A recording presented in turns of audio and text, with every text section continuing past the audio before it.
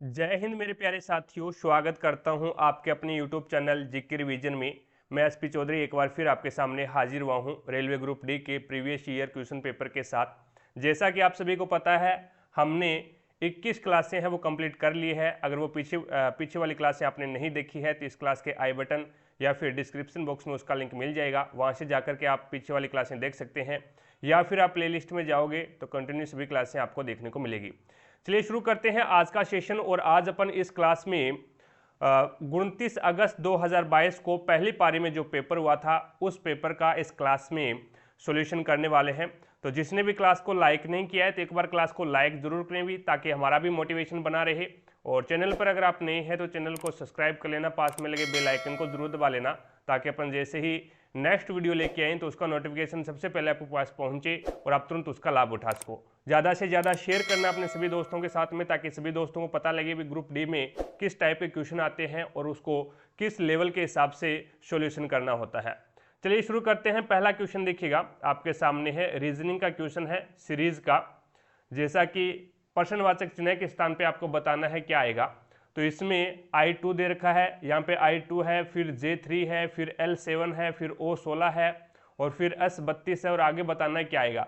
तो I से 1 बढ़ाया J आ गया, J से 2 बढ़ाया L आ गया, L से 3 बढ़ाएगा O आ गया, अब 4 बढ़ाएगा S आ गया, और अब 5 बढ़ाएगा, यानी 19 और 5 हो गए 24, 24 पे आ जाएगा x। ठीक है, यानी पहले 1 बढ़ाया, फिर 2 बढ़ाया, फिर 3 बढ़ाया, फिर 4 बढ़ाया, फिर 5 बढ़ाए, इस प्रकार से।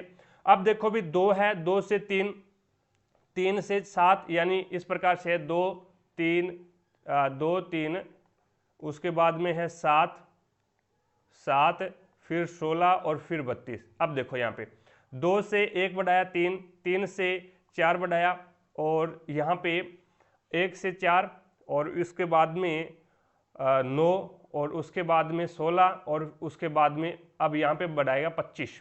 यानी पहले 1 की स्क्वायर, फिर 2 की स्क्वायर, फिर 3 की स्क्वायर, फिर 4 की स्क्वायर, फिर 5 की स्क्वायर। तो 32 और 5 7, 3 और 2 5, 57। तो यहाँ पे आपके पास में x 57 आ जाएगा।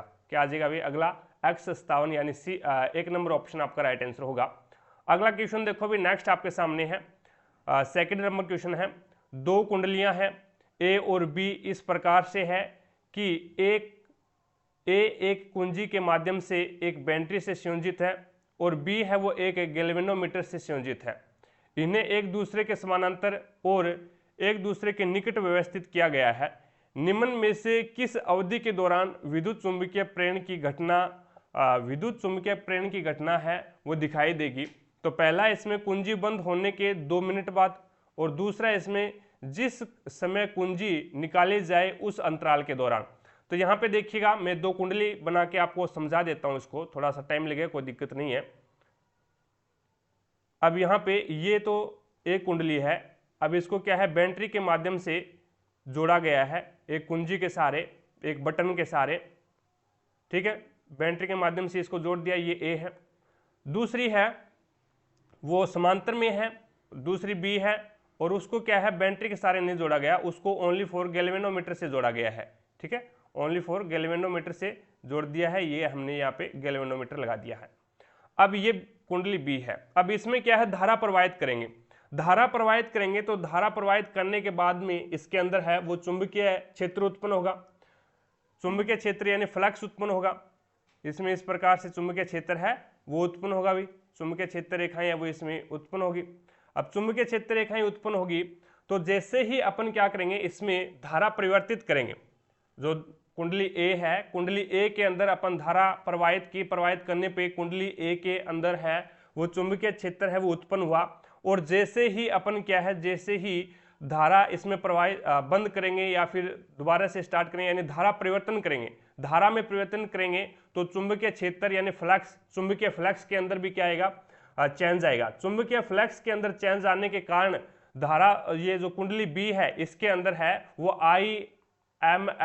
IMF उत्पन्न होगा, यानी विद्युत चुंबकीय प्रेरण की घटना दिखाई देगी, विद्युत चुंबकीय प्रेरण उत्पन्न होगा।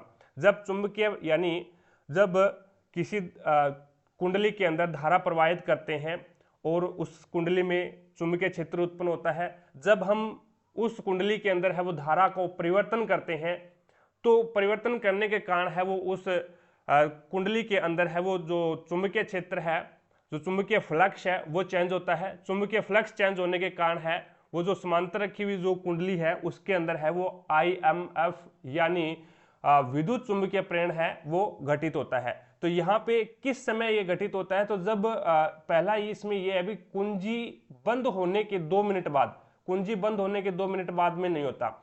जब हम चेंज करते हैं ना, धारा को चेंज करते हैं, या फिर एक बार बंद कर दिया फिर स्टार्ट कर दिया, फिर बंद कर दिया फिर स्टार्ट कर दिया, जब बंद और स्टार्ट होता है तो उसके दौरान उस बीच में चुंबकीय क्षेत्र है वो परिवर्तित होता है। तो जिस समय कुंजी निकाली जाए उस अंतराल के दौरान निकाली जाए फिर स्टार्ट की जाए, तो उसके बीच में जो गैप है उस बीच में विद्युत चुंबकीय प्रेरण है वो आपका घटना दिखाई देगी, यानी बी ऑप्शन है इसमें वो आपका राइट हो जाएगा। आगे देखो भी नेक्स्ट 3 नंबर क्वेश्चन है आपके सामने। न्यूलैंड के अष्टक में तत्वों के बीच आवर्तीता केवल तक दिखाई देती है। तो न्यूलैंड के अष्टक नियम में ओनली फॉर कैल्शियम तक ही न्यूलैंड का नियम है वो लागू हो पाया, यानी 1 नंबर ऑप्शन है वो आपका राइट आंसर होगा, कैल्शियम तक ही इसका नियम है वो लागू हो पाया। आगे देखते हैं नेक्स्ट, देखिएगा नेक्स्ट 4 नंबर क्वेश्चन आपके सामने है। 4 नंबर क्वेश्चन में है यदि प्रत्येक संख्या के पहले अंक में 3 जोड़ दिया जाए, प्रत्येक संख्या के पहले अंक में 3 जोड़ दिया जाए तो इस प्रकार प्राप्त कितनी संख्याओं में पहला अंक दूसरे अंक से पूर्णतः विभाजित होगा। तो देखो भी 2 में 3 जोड़ेंगे 5, 4 से विभाजित नहीं होगा। 3 में 3 जोड़ेंगे 6, 8 से विभाजित नहीं होगा। 4 में 3 जोड़ेंगे 7, 7 है वो 2 से विभाजित नहीं होगा। इसी प्रकार से 1 में 3 जोड़ेंगे 4, 4 है वो 2 से विभाजित हो जाएगा। और 3 में 3 जोड़ेंगे 6, 6 वो 3 से विभाजित हो जाएगा। तो 2 संख्याएं हो जाएगी, यानी 2 नंबर ऑप्शन है वो आपका राइट आंसर होगा। अगला देखो भी 5 नंबर क्वेश्चन है, किसी उत्तल दर्पण की वक्रता त्रिज्या 15 सेंटीमीटर है तो नई कार्तीय चिन्ह परिपाटी का पालन करते हुए मुख्य फोकस एक्स आपको बताना है क्या होगा। वक्रता केंद्र क्या है भी, वक्रता केंद्र यानी उत्तल दर्पण है, उत्तल दर्पण है तो आपको पता लग गया अभी फोकस दूरी है वो पॉजिटिव में आएगी। उत्तल दर्पण है, याद रखना हमेशा और हमेशा उत्तल दर्पण की फोकस दूरी और उत्तल लेंस की फोकस दूरी हमेशा क्या होती है, पॉजिटिव होती है। उत्तल लेंस और उत्तल दर्पण दोनों की जो फोकस दूरी होती है वो हमेशा क्या होती है, पॉजिटिव होती है, धनात्मक होती है। तो इसकी वक्रता त्रिज्या यानी आर है वो अपने पास में क्या है, 15 है। आर 15 है तो एफ क्या होता है, आर का आधा होता है भी, तो 7.5 आ जाएगा और वो भी क्या आएगा, पॉजिटिव में आएगा। तो एक 4 नंबर ऑप्शन आपका राइट आंसर होगा। आगे देखो भी नेक्स्ट 6 नंबर क्वेश्चन आपके सामने है और इसमें है BLG से DHM बन रहा है।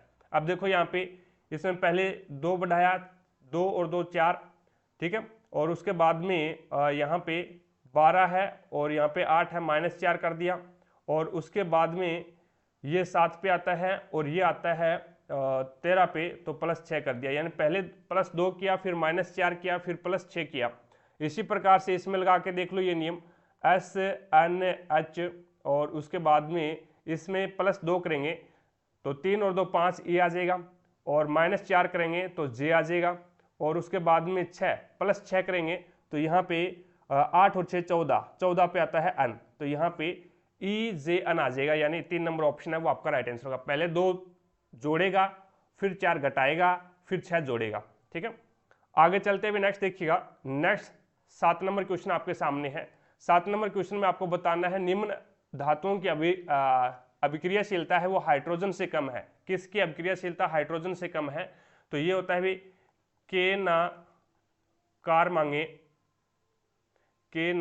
मांगे आलू जाने फिर प्रभु है। के ना कार मांगे आलू जाने फिर प्रभु है, क्यों होगी प्रभु है क्यों होगी आगे औरत, और यहाँ पे आ जाएगा प्लेटिनम। ये होता है इसका अभिक्रियाशीलता का क्रम। सबसे ज्यादा अभिक्रियाशील पोटेशियम, फिर सोडियम, फिर कैल्शियम, फिर मैग्नीशियम, फिर एल्यूमिनियम, फिर जिंक, फिर फेरिक, फिर लेड सीसा, फिर हाइड्रोजन आ जाता है, फिर कॉपर, फिर मरकरी, उसके बाद में एजी और यानी सिल्वर, फिर सोना और फिर प्लेटिनम। तो इसमें देख लो भी, इसमें यहाँ पे हाइड्रोजन से ये सोना दे रखा है तो ये ऑप्शन नहीं होगा। उसके बाद में हाइड्रोजन से ज़्यादा अभिक्रियाशील आपको बताना है, यहाँ पे देखो भी ये सिल्वर दे रखा है, ये भी नहीं होगा। उसके बाद में इसमें देखो, इसमें यहाँ पे Hg दे रखा है यानी मरकरी दे रखा है, मरकरी है वो कम अभिक्रियाशील है तो ये भी नहीं होगा। तो आप इस प्रकार से कर सकते हैं, 3 नंबर ऑप्शन आपका राइट हो जाएगा भी। ठीक है, आगे देखो भी नेक्स्ट 8 नंबर क्वेश्चन आपके सामने है। 8 नंबर क्वेश्चन में है, यदि किसी बेलन की त्रिज्या 10% बढ़ा दी जाए तो ऊंचाई है वो 40% कम हो जाती है, तो बेलन के वक्र पृष्ठीय क्षेत्रफल में कितने प्रतिशत की कमी आती है। तो यहाँ पे देखिएगा, बेलन का वक्र पृष्ठीय क्षेत्रफल क्या होता है भी, बेलन का वक्र पृष्ठीय क्षेत्रफल होता है 2πRh, 2πRh। तो एक बार 2π को आप शांत रखो भी, RH से काम चला लो। ठीक है, अपने को क्या है, त्रिज्या और ऊंचाई के अंदर है वो बढ़ोतरी कर रखी है इसने। तो त्रिज्या है वो 10%, यानी 10% को 1/10 लिख सकता हूँ मैं, कोई दिक्कत नहीं है। 40% को 2/5 लिख सकता हूँ। तो यहाँ पे 10% पहले बढ़ोतरी कर रहा है ये त्रिज्या में, तो 10 त्रिज्या थी पहले और अब 1 की बढ़ोतरी कर दी है, बढ़ा दिया है तो 11 हो गई। इसी प्रकार से पहले ऊंचाई 5 थी, अब 2 कम कर दिया तो यहाँ पे ये ऊंचाई होगी 3। अब देखो, पहले इसका जो क्षेत्रफल अकॉर्डिंग टू 10% और 40%, तो इसका 50 था, लेकिन अब इसका कितना हो गया, 33 हो गया। तो कितना कम हुआ है ये पूछा है इसने, कितना कम हुआ है, तो 50 से 33 हुआ है, तो इसका मतलब ये हो गया भी 17 कम हुआ है। अपॉन में 50 इंटू 100, तो यहाँ पे 50 से कम 50, 50 दुए 100, 17 दुए 34, तो यहाँ पे 34% कम हो गया, यानी 4 नंबर ऑप्शन है वो आपका राइट आंसर होगा। इस प्रकार से इसको सॉल्व कर सकते हैं। आगे देखो भी नेक्स्ट 9 नंबर क्वेश्चन आपके सामने है, निम्नलिखित में से किस भाषा को भारत सरकार ने वर्ष 2005 में शास्त्रीय भाषा घोषित किया था, तो वो संस्कृत को किया गया था भी, संस्कृत को शास्त्रीय भाषा घोषित किया गया था। 2 नंबर ऑप्शन आपका राइट आंसर होगा 2005 में। आगे देखो भी, यहाँ पे आपको इसने पूछा है, यदि टी किसी धनराशि को निरूपित किया जाए, यानी मूलधन है वो टी को माना जाए और वर्ष है वो यानी टाइम है वो एम को माना जाए, उसके बाद में ब्याज है वो पी को, यानी ब्याज दर है वो पी को निरूपित करता है, तो चक्रवर्ती ब्याज को निम्न में से किसके द्वारा दर्शाया जाता है। तो चक्रवर्ती ब्याज का फॉर्मूला क्या होता है भी, मूलधन इंटू 1 प्लस में रेट यानी आर अपॉन में 100 और इंटू टाइम को लगाते हैं टी टाइम, और माइनस क्या करते हैं, माइनस मूलधन करते हैं, माइनस क्या करते हैं भी, मूलधन करते हैं, तब हमारे पास में क्या है, चक्रवर्ती ब्याज आता है, तब हमारे पास में चक्रवर्ती ब्याज आता है। अब मूलधन यहाँ पे क्या है, टी है, इंटू 1 प्लस में रेट क्या माना है हमने, रेट माना है पी को, और अपॉन में 100, और यहाँ पे टाइम हमने क्या माना है, टाइम हमको एम दे रखा है तो एम आ गया, और माइनस में टी कर देंगे, तो ये फॉर्मूला है वो क्या हो जाएगा, ब्याज का हो जाएगा, चक्रवर्ती ब्याज का। तो यहाँ पे 4 नंबर ऑप्शन है वो आपका राइट आंसर होगा। आगे चलते हुए नेक्स्ट देखो, नेक्स्ट 11 नंबर क्वेश्चन आपके सामने है, रात के समय प्रकाश संश्लेषण के बिना का उत्सर्जन एक मुख्य विनिमय गतिविधि है। तो रात के समय में पेड़ पौधे हैं वो कार्बन डाइऑक्साइड का उत्सर्जन करते हैं भी और ऑक्सीजन ग्रहण करते हैं, तभी तो कहते हैं भी पौधों के नीचे है, यानी पेड़ पौधों के नीचे है वो रात को नहीं सोना चाहिए, क्योंकि ये रात को कार्बन डाइऑक्साइड छोड़ते हैं और ऑक्सीजन है वो ग्रहण करते हैं। आगे चलते हुए नेक्स्ट देखिएगा 12 नंबर क्वेश्चन। 12 नंबर क्वेश्चन है, वर्ग के संबंध में निम्न में से कौन सा कथन सत्य है, ये आपको बताना है। सभी कोण बराबर होते हैं क्या वर्ग के, हाँ जी बराबर होते हैं, 90 डिग्री के होते हैं। सभी भुजाएं समांतर होती है क्या, नहीं, सभी भुजाएं समांतर नहीं होती, आमने सामने की भुजाएं समांतर होती है। ठीक है, उसके बाद में विकर्ण बराबर होते हैं क्या वर्ग के, जी हाँ, विकर्ण है वो लंबाई में बराबर होते हैं। और सभी भुजाएं बराबर होती है, जी हाँ, सभी भुजाएं बराबर होती है। तो ए, सी और डी है वो क्या है, राइट हो जाएगा, यानी 1 नंबर ऑप्शन आपका राइट आंसर होगा। इसमें सभी भुजाएं समांतर होगी, ये कैंसिल हो जाएगा भी इसमें। आगे चलते हैं नेक्स्ट देखिएगा, करंट अफेयर का क्वेश्चन है 13 नंबर। 14 नंबर क्वेश्चन पे लेके चलता हूँ। 14 नंबर क्वेश्चन देखो भी आपके सामने है, इसमें बोला भी मिन्नू अकेले किसी कार्य को 16 दिन में, सिमी अकेले उसी कार्य को 12 दिन में, यदि राज उनके साथ कार्य में शामिल होता है तो वे तीनों एक साथ मिलकर के उस कार्य को 4 दिन में पूरा कर सकते हैं। तो राज को अकेले उस कार्य को पूरा करने में कितना समय लगेगा। तो मिन्नू से एम ये 16 दिन में करता है और सिमी यानी एस ये 12 दिन में, और तीनों मिलकर के, तीनों एक साथ मिलकर के उस कार्य को राज प्लस में एम प्लस में एस मिलकर के 4 दिन में करते हैं। एल्शियम ले लो इसका, एल्शियम 48 आ गया, 16 3 48, 12 चौके 48 और 12 आ गया, 12 चौके 48। कहने का मतलब है एम यानी मीनू है वो एक दिन में 3 कार्य करता है, सिमी है वो एक दिन में 4 कार्य करती है और तीनों मिलकर एक दिन में 12 कार्य करते हैं। तो मेरे को आप बता सकते हैं क्या, तो राज एक दिन में कितना कार्य करता है, यानी मिन्नू और सिमी है वो एक दिन में 7 कार्य करते हैं, तीनों मिलकर के एक दिन में 12 कार्य करते हैं। तो हम कह सकते हैं राज है वो एक दिन में 5 कार्य करेगा भी। टोटल कार्य करना कितना है 48, 48 में 5 का भाग दे दो, 5 नहीं 45 बच गया 3/5, तो 9 से ही 3/5, यहाँ पे इसने 48/5 ही दे रखा है तो 48/5 आपका राइट आंसर होगा भी। आगे देखो भी नेक्स्ट 15 नंबर क्वेश्चन आपके सामने है। 15 नंबर क्वेश्चन में आपको वर्ग अंतराल यानी माध्यिका ज्ञात करनी है। माध्यिका ज्ञात करनी है तो आपको CF निकालना पड़ेगा भी। CF कैसे निकालोगे, फ्रीक्वेंसी को ऐड करना पड़ेगा 10, उसके बाद में आगे वाला ऐड करो 18, उसके बाद में आगे वाला ऐड करो 25, उसके बाद में आगे वाला ऐड करो तो ये हो जाएगा 34, और उसके बाद में आगे वाला ऐड करो तो ये हो जाएगा 46। तो यहाँ पे ये आपकी CF निकल के आ गई, CF निकल के आ गया। अब इनका ऐड करना है, इनका जोड़ है वो 46 होता है ये टोटल, ठीक है। तो आपके पास में n/2 क्या आ गया, n/2 है वो आपके पास में 46/2, तो ये आ गया आपके पास में 23। कितना आ गया अभी 23 आ गया। अब 23 आ गया तो माध्यिका अंतराल कौन सा लोगे, माध्यिका अंतराल है वो जस्ट इससे बड़ा लोगे, जस्ट है वो इससे 23 से बड़ा लोगे तो ये आपका माध्यिका अंतराल आ जाएगा, ये है वो आपका माध्यिका अंतराल आ जाएगा। अब माध्यिका का फॉर्मूला आपको पता होना चाहिए क्या होता है, L प्लस में क्या होता है n/2, माइनस में CF होता है और अपोन में F होता है और इनटू होता है H, वर्ग अंतराल होता है भी। अब यहाँ पे देखो भी L लोअर लिमिट होती है माध्यिका अंतराल की, कितनी है 20 है, तो L का मान आपके पास में 20 आ गया, प्लस में n/2 का मान कितना है 23 है 23, माइनस में CF कौन सा लोगे, जस्ट इसे यानी जो हमने माध्यिका अंतराल लिया है, सॉरी माध्यिका वर्ग लिया है, जस्ट इसके ऊपर वाला CF होता है, जस्ट इसके ऊपर वाला CF होता है, तो यहाँ पे 18 आ जाएगा इसका CF, अपॉन में F कितना है 7 है, माध्यिका वर्ग में F है 7 आ गया यहाँ पे, और वर्ग अंतराल कितने का है 10 का है।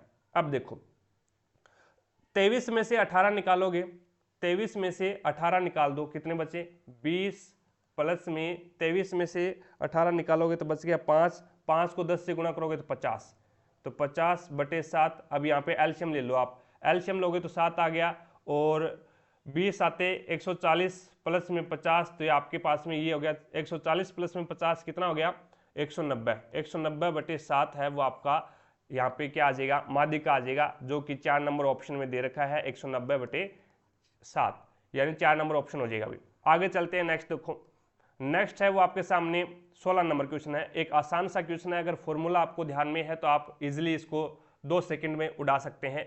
200 वाट का एक बल्ब है और 220 वोल्ट के स्रोत से जुड़ा हुआ है, बल्ब में प्रवाहित होने वाली धारा आपको ज्ञात करनी है।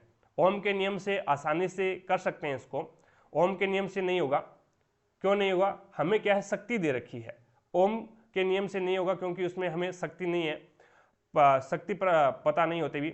अब शक्ति का फॉर्मूला लगा दो आप, शक्ति का फॉर्मूला लगा दो, शक्ति का फॉर्मूला मैंने बहुत से पेपरों में बताया भी, और 3 फॉर्मूले होते हैं इसके। P बराबर एक तो होता है VI, ठीक है, एक होता है P बराबर I²R, एक होता है P बराबर V²R, ठीक है, और इससे मिलता जुलता 3 है वो हीट के बन जाते हैं, इनटू आप हीट टाइम लगा देना तो वो हीट के बन जाएंगे। अब देखो भी ये अपने पास में काम आएगा क्योंकि अपने पास में R नहीं है, V और I है, तो ये अपने काम आएगा। तो ये V कितना है आपके पास में 220 है, V कितना है 220 है। आपको ज्ञात क्या करना है, I ज्ञात करना है, आपको धारा ज्ञात करनी है, धारा ज्ञात करनी है तो I बराबर ये फॉर्मूला क्या बन जाएगा V अपॉन में P बन जाएगा भी। अब देखो V कितना है 220 है, अपॉन में P कितना है आपके पास में, तो ये P आपके पास में, रुकिए क्या कर दिया, फॉर्मूला गलत लिख दिया ना हमने। अब देखो ये P बराबर VI होता है, I ज्ञात करना है तो ये V नीचे जाएगा भी, ये V यहाँ पे आ जाएगा, ठीक है। तो ये 200 अपॉन में 220, 0 से 0 कैंसिल कर दो और उसके बाद में ये आ जाएगा आपका 10 अपॉन में 11। अब 10 के अंदर है वो 11 का भाग देना है, 10 के अंदर 11 का भाग दोगे तो इस प्रकार से दे लो भाई, 10 है 11 और भाग जाएगा नहीं पॉइंट, और उसके बाद 100, 11 9 99, तो यहाँ पे 99 आ गया, तो ये 0.9 आ जाएगा अभी। 0.9 यानी 1 नंबर ऑप्शन है वो आपका राइट आंसर होगा। आगे चलो अभी नेक्स्ट 17 नंबर क्वेश्चन आपके सामने है। अब इसमें बताना है अभी ये जो निशान चेंज करके एट द रेट की जगह निशान लगा करके प्लस माइनस के और समीकरण को संतुलित करना है, तो मैं ये वाला निशान लगा देता हूँ। 28 भाग 7 गुणा 12 बराबर में 6 और इंटू 8। अब 8 सिक्के 48 होते हैं, 7 चौके 28 होते हैं और 12 चौके 48, तो यहाँ पे 48 बराबर 48 यानी 3 नंबर ऑप्शन सही है। आगे देखो भी 18 नंबर करंट अफेयर का है। नेक्स्ट पे चलते हैं 19 नंबर क्वेश्चन। 19 नंबर क्वेश्चन में आपको दे रखा है भी यदि पहला घटक एक प्रतीक है, पहला घटक प्रतीक नहीं है, एक संख्या है विषम संख्या, यदि पहला घटक एक विषम संख्या है और अंतिम घटक एक सम संख्या है, सही है, तो पहले और अंतिम दोनों को आप इस कोड के द्वारा है वो उसको कूटबंद करेंगे। अगला देखो भी ये सेटिस्फाई है। तीसरी कंडीशन, यदि दूसरे और तीसरे दोनों घटक पूर्ण वर्ग है, यदि दूसरे और तीसरे, दूसरा और तीसरा पूर्ण वर्ग नहीं है, ये नहीं है, तो पहले को इस साइन से एट द रेट को लिखेगा d और 2 को लिखेगा ये x और प्रतिशत को लिखेगा ये g और 8 को फिर इस साइन से डिनोट करना है, तो ये आपका राइट आंसर होगा अभी, यानी 3 नंबर ऑप्शन है वो आपका यहाँ पे राइट आंसर हो जाएगा। आगे चलते हैं नेक्स्ट देखिएगा। नेक्स्ट 20 नंबर क्वेश्चन आपके सामने है, कौन सी नदी महाराष्ट्र में महाबलेश्वर से निकलती है और सांगली से गुजरते हुए आंध्र प्रदेश के हमसलादवी में बंगाल की खाड़ी में समुद्र में मिल जाती है, तो वो है कृष्णा नदी। कौन सी नदी है? कृष्णा नदी, यानी 1 नंबर ऑप्शन आपका राइट आंसर होगा, जो कि महाराष्ट्र के महाबलेश्वर से निकलती है। आगे चलो भी नेक्स्ट 21 नंबर क्वेश्चन आपके सामने है, निम्न में से कौन सा शब्द वास्तविक राष्ट्रीय आय को परिभाषित करता है? तो वास्तविक राष्ट्रीय आय को स्थिर मूल्य पे जीडीपी है वो वास्तविक राष्ट्रीय आय को परिभाषित करती है, यानी रियल जीडीपी होती है। 4 नंबर ऑप्शन है वो आपका राइट आंसर होगा। वास्तविक राष्ट्रीय आय कौन सी होती है? स्थिर मूल्य के ऊपर जीडीपी होती है, वो वास्तविक राष्ट्रीय आय होती है। आगे चलते हुए नेक्स्ट देखिएगा 22 नंबर क्वेश्चन आपके सामने है। 22 नंबर क्वेश्चन है, पी क्यू आर किसी कार्य को 9, 18 और 12, ये पी है, ये क्यू है और ये आर है, ठीक है। अब इसमें देखिएगा, अब यहाँ पे एलसीएम कितना आ रहा है 20 का, एलसीएम ले लो, एलसीएम 36 ले लो भाई, 9 चौके 36 और 18 दुए 36 और 12 तिये 36। वे कार्य शुरू करते हैं जिसमें से पी पहले दिन कार्य करता है, क्यू दूसरे दिन और आर तीसरे दिन, यानी ये एक एक दिन कार्य करते हैं। पहले पी करेगा, फिर क्यू करेगा, फिर आर करेगा, उसके बाद में फिर पी करेगा, फिर क्यू करेगा, फिर आर, फिर पी, फिर क्यू, फिर आर, इस प्रकार से। तो कहने का मतलब है भी एक दिन ये करेगा, दूसरे दिन ये, तीसरे दिन ये, तो 3 दिनों में कार्य कितना हो जाएगा? 4 3 7 और 2 9, यानी 3 दिनों में 9 कार्य हो जाएंगे। कार्य करने कितने हैं? 36। तो 9 को ऐसी संख्या से गुणा करो, या तो 36 आ जाए या फिर 36 से कम हो जाए। तो 4 से गुणा करूंगा तो 9 चौके 36 और इधर भी 4 से गुणा करना पड़ेगा, 4 तिये 12, तो 12 दिनों में 36 कार्य पूरा हो जाएगा, तो 12 दिन आपका राइट आंसर होगा। आगे देखो भी नेक्स्ट 23 नंबर क्वेश्चन आपके सामने है। 23 नंबर क्वेश्चन में इसने बोला है भी यदि 9 मई 2016 को सोमवार है तो 2 सितंबर 2016 को सप्ताह का कौन सा दिन होगा? तो यहाँ पे 9 मई है, 9 मई को मंडे है, ठीक है। अब 9 मई को मंडे है और 2 सितंबर को पूछा है, तो मई का महीना है वो 31 दिनों का होता है अभी। अब इसमें से 9 आप निकाल दोगे तो कितना बचेगा? पीछे 22 बचेगा।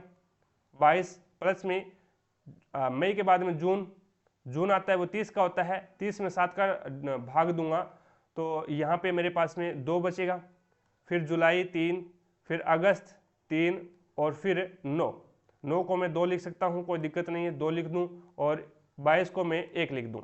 अब देखो अभी, अब यहाँ पे 7 से डिवाइड करो, 3 और 3 6 और 1 7, ये कैंसिल हो गया, 7 बन गया ऊपर, और 2 और 2 4, तो यहाँ पे मंडे से 4 दिन आगे है, वो मंडे के बाद में ट्यूसडे, वेडनेसडे, थर्सडे और फ्राइडे, तो शुक्रवार हो जाएगा अभी, यानी 4 नंबर ऑप्शन है वो आपका राइट आंसर होगा। आगे देखो भी नेक्स्ट 24 नंबर क्वेश्चन आपके सामने है।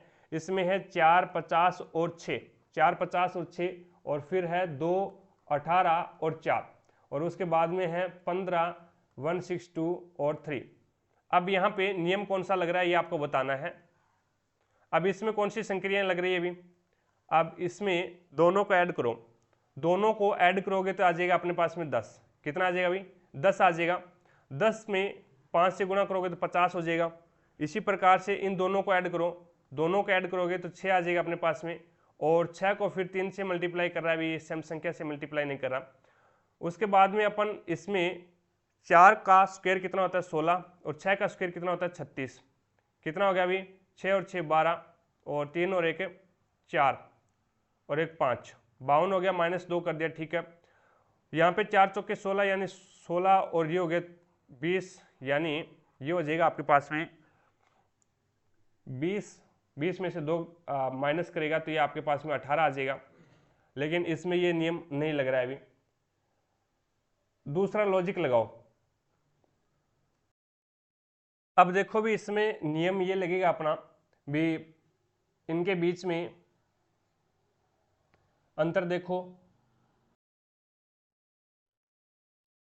अब यहाँ पे अंतर क्या, पहले इसको जोड़ो, बार बार वाली संख्या को जोड़ो, जोड़ोगे तो 6 और 4 10। अब 10 का आधा करो और उससे मल्टीप्लाई कर दो, बीच वाली संख्या आ जाएगी। इसी प्रकार से यहाँ पे बार वाली संख्या को जोड़ो, जोड़ोगे तो ये हो जाएगा 6, 6 का आधा करो और उससे मल्टीप्लाई करा दो, 6 3 18। इसी प्रकार से 15 और 3 है, 15 और 3 है, दोनों को ऐड करो, दोनों को ऐड करोगे तो 15 और 3 18 हो गए। अब 18 का आधा करो 9 होता है, और आपस में मल्टीप्लाई करा दो तो 162 आ जाएगा। तो यहाँ पे 3 नंबर ऑप्शन है वो आपका राइट आंसर होगा। आगे चलते हुए नेक्स्ट देखिएगा, 25 नंबर क्वेश्चन आपके सामने है। इनमें से कौन सा पहला विश्व बैंक समर्थित अल्पसंख्यक कल्याण कार्यक्रम जिसे अल्पसंख्यक कार्य मंत्रालय भारत सरकार द्वारा कार्यान्वित किया जा रहा है, तो वो नई मंजिल है भी। कौन सा बैंक है, नई मंजिल है, यानी 2 नंबर ऑप्शन है वो आपका यहाँ पे राइट आंसर होगा। आगे देखो भी नेक्स्ट 26 नंबर क्वेश्चन आपके सामने है। अब इसमें इसने बताया भी एक शब्द दे रखा है, उसमें से वर्णमाला के अनुसार आप इसको सेट करना है, और उसके बाद में आपको बताना भी कौन कितने अक्षर है जो कि अपरिवर्तित रहे हैं। तो A B D U C T, पहले आएगा A, फिर आएगा B, फिर C आएगा, फिर D आएगा, फिर T आएगा, फिर U आएगा। तो यहाँ पे 2 ही ऐसे शब्द हैं A और B जो क्या है अपनी कंडीशन, अपनी जो जगह है वो चेंज नहीं किया, बाकी सभी ने अपनी जगह चेंज कर ली। आगे चलते हुए नेक्स्ट देखो 27 नंबर क्वेश्चन। 27 नंबर क्वेश्चन में ये स्टेटमेंट दे रखा है, इसके अकॉर्डिंग आपको बताना है निष्कर्ष कौन सा सही है। क्या जी बड़ा है क्या वी से, जी है वो वी से बड़ा है क्या। तो यहाँ पे देखो अभी ये रहा वी के बराबर है यू, सॉरी वी के बराबर है वाई, लेकिन यहाँ पे वाई है वो डब्लू से छोटा है और डब्लू से जी बड़ा है, तो हम नहीं कह सकते, हमारे पास ये प्रूव नहीं हो रहा भी जी बड़ा है, ठीक है। तो पहला गलत हो जाएगा। दूसरा देखो भी, दूसरा जेड से डब्लू बड़ा है क्या, जेड से डब्लू बड़ा है क्या। तो यहाँ पे डब्लू से बड़ा कौन है, जी है, और जी से बड़ा कौन है, जेड है। तो यहाँ पे जेड बड़ा है, लेकिन इसने बोल रखा है भी जेड छोटा है, तो ये भी गलत हो गया। तो न तो निष्कर्ष फर्स्ट है और न ही निष्कर्ष सेकंड, यानी फर्स्ट आपका यहाँ पे राइट आंसर होगा। 28 नंबर क्वेश्चन देखो अभी, 28 नंबर क्वेश्चन आपके सामने है।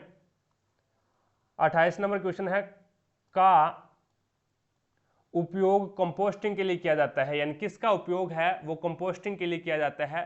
तो रसोई अपशिष्ट, रसोई अपशिष्ट का यूज है, जो रसोई में जो अपशिष्ट होता है इसका उपयोग है वो कंपोस्टिंग के लिए किया जा सकता है, यानी 1 नंबर ऑप्शन है वो आपका यहाँ पे राइट आंसर होगा। आगे चलते हुए नेक्स्ट 29 नंबर क्वेश्चन आपके सामने है। 29 नंबर क्वेश्चन है किस हार्मोन की कमी से, किस हार्मोन की कमी के कारण है वो मधुमेह रोग होता है भी।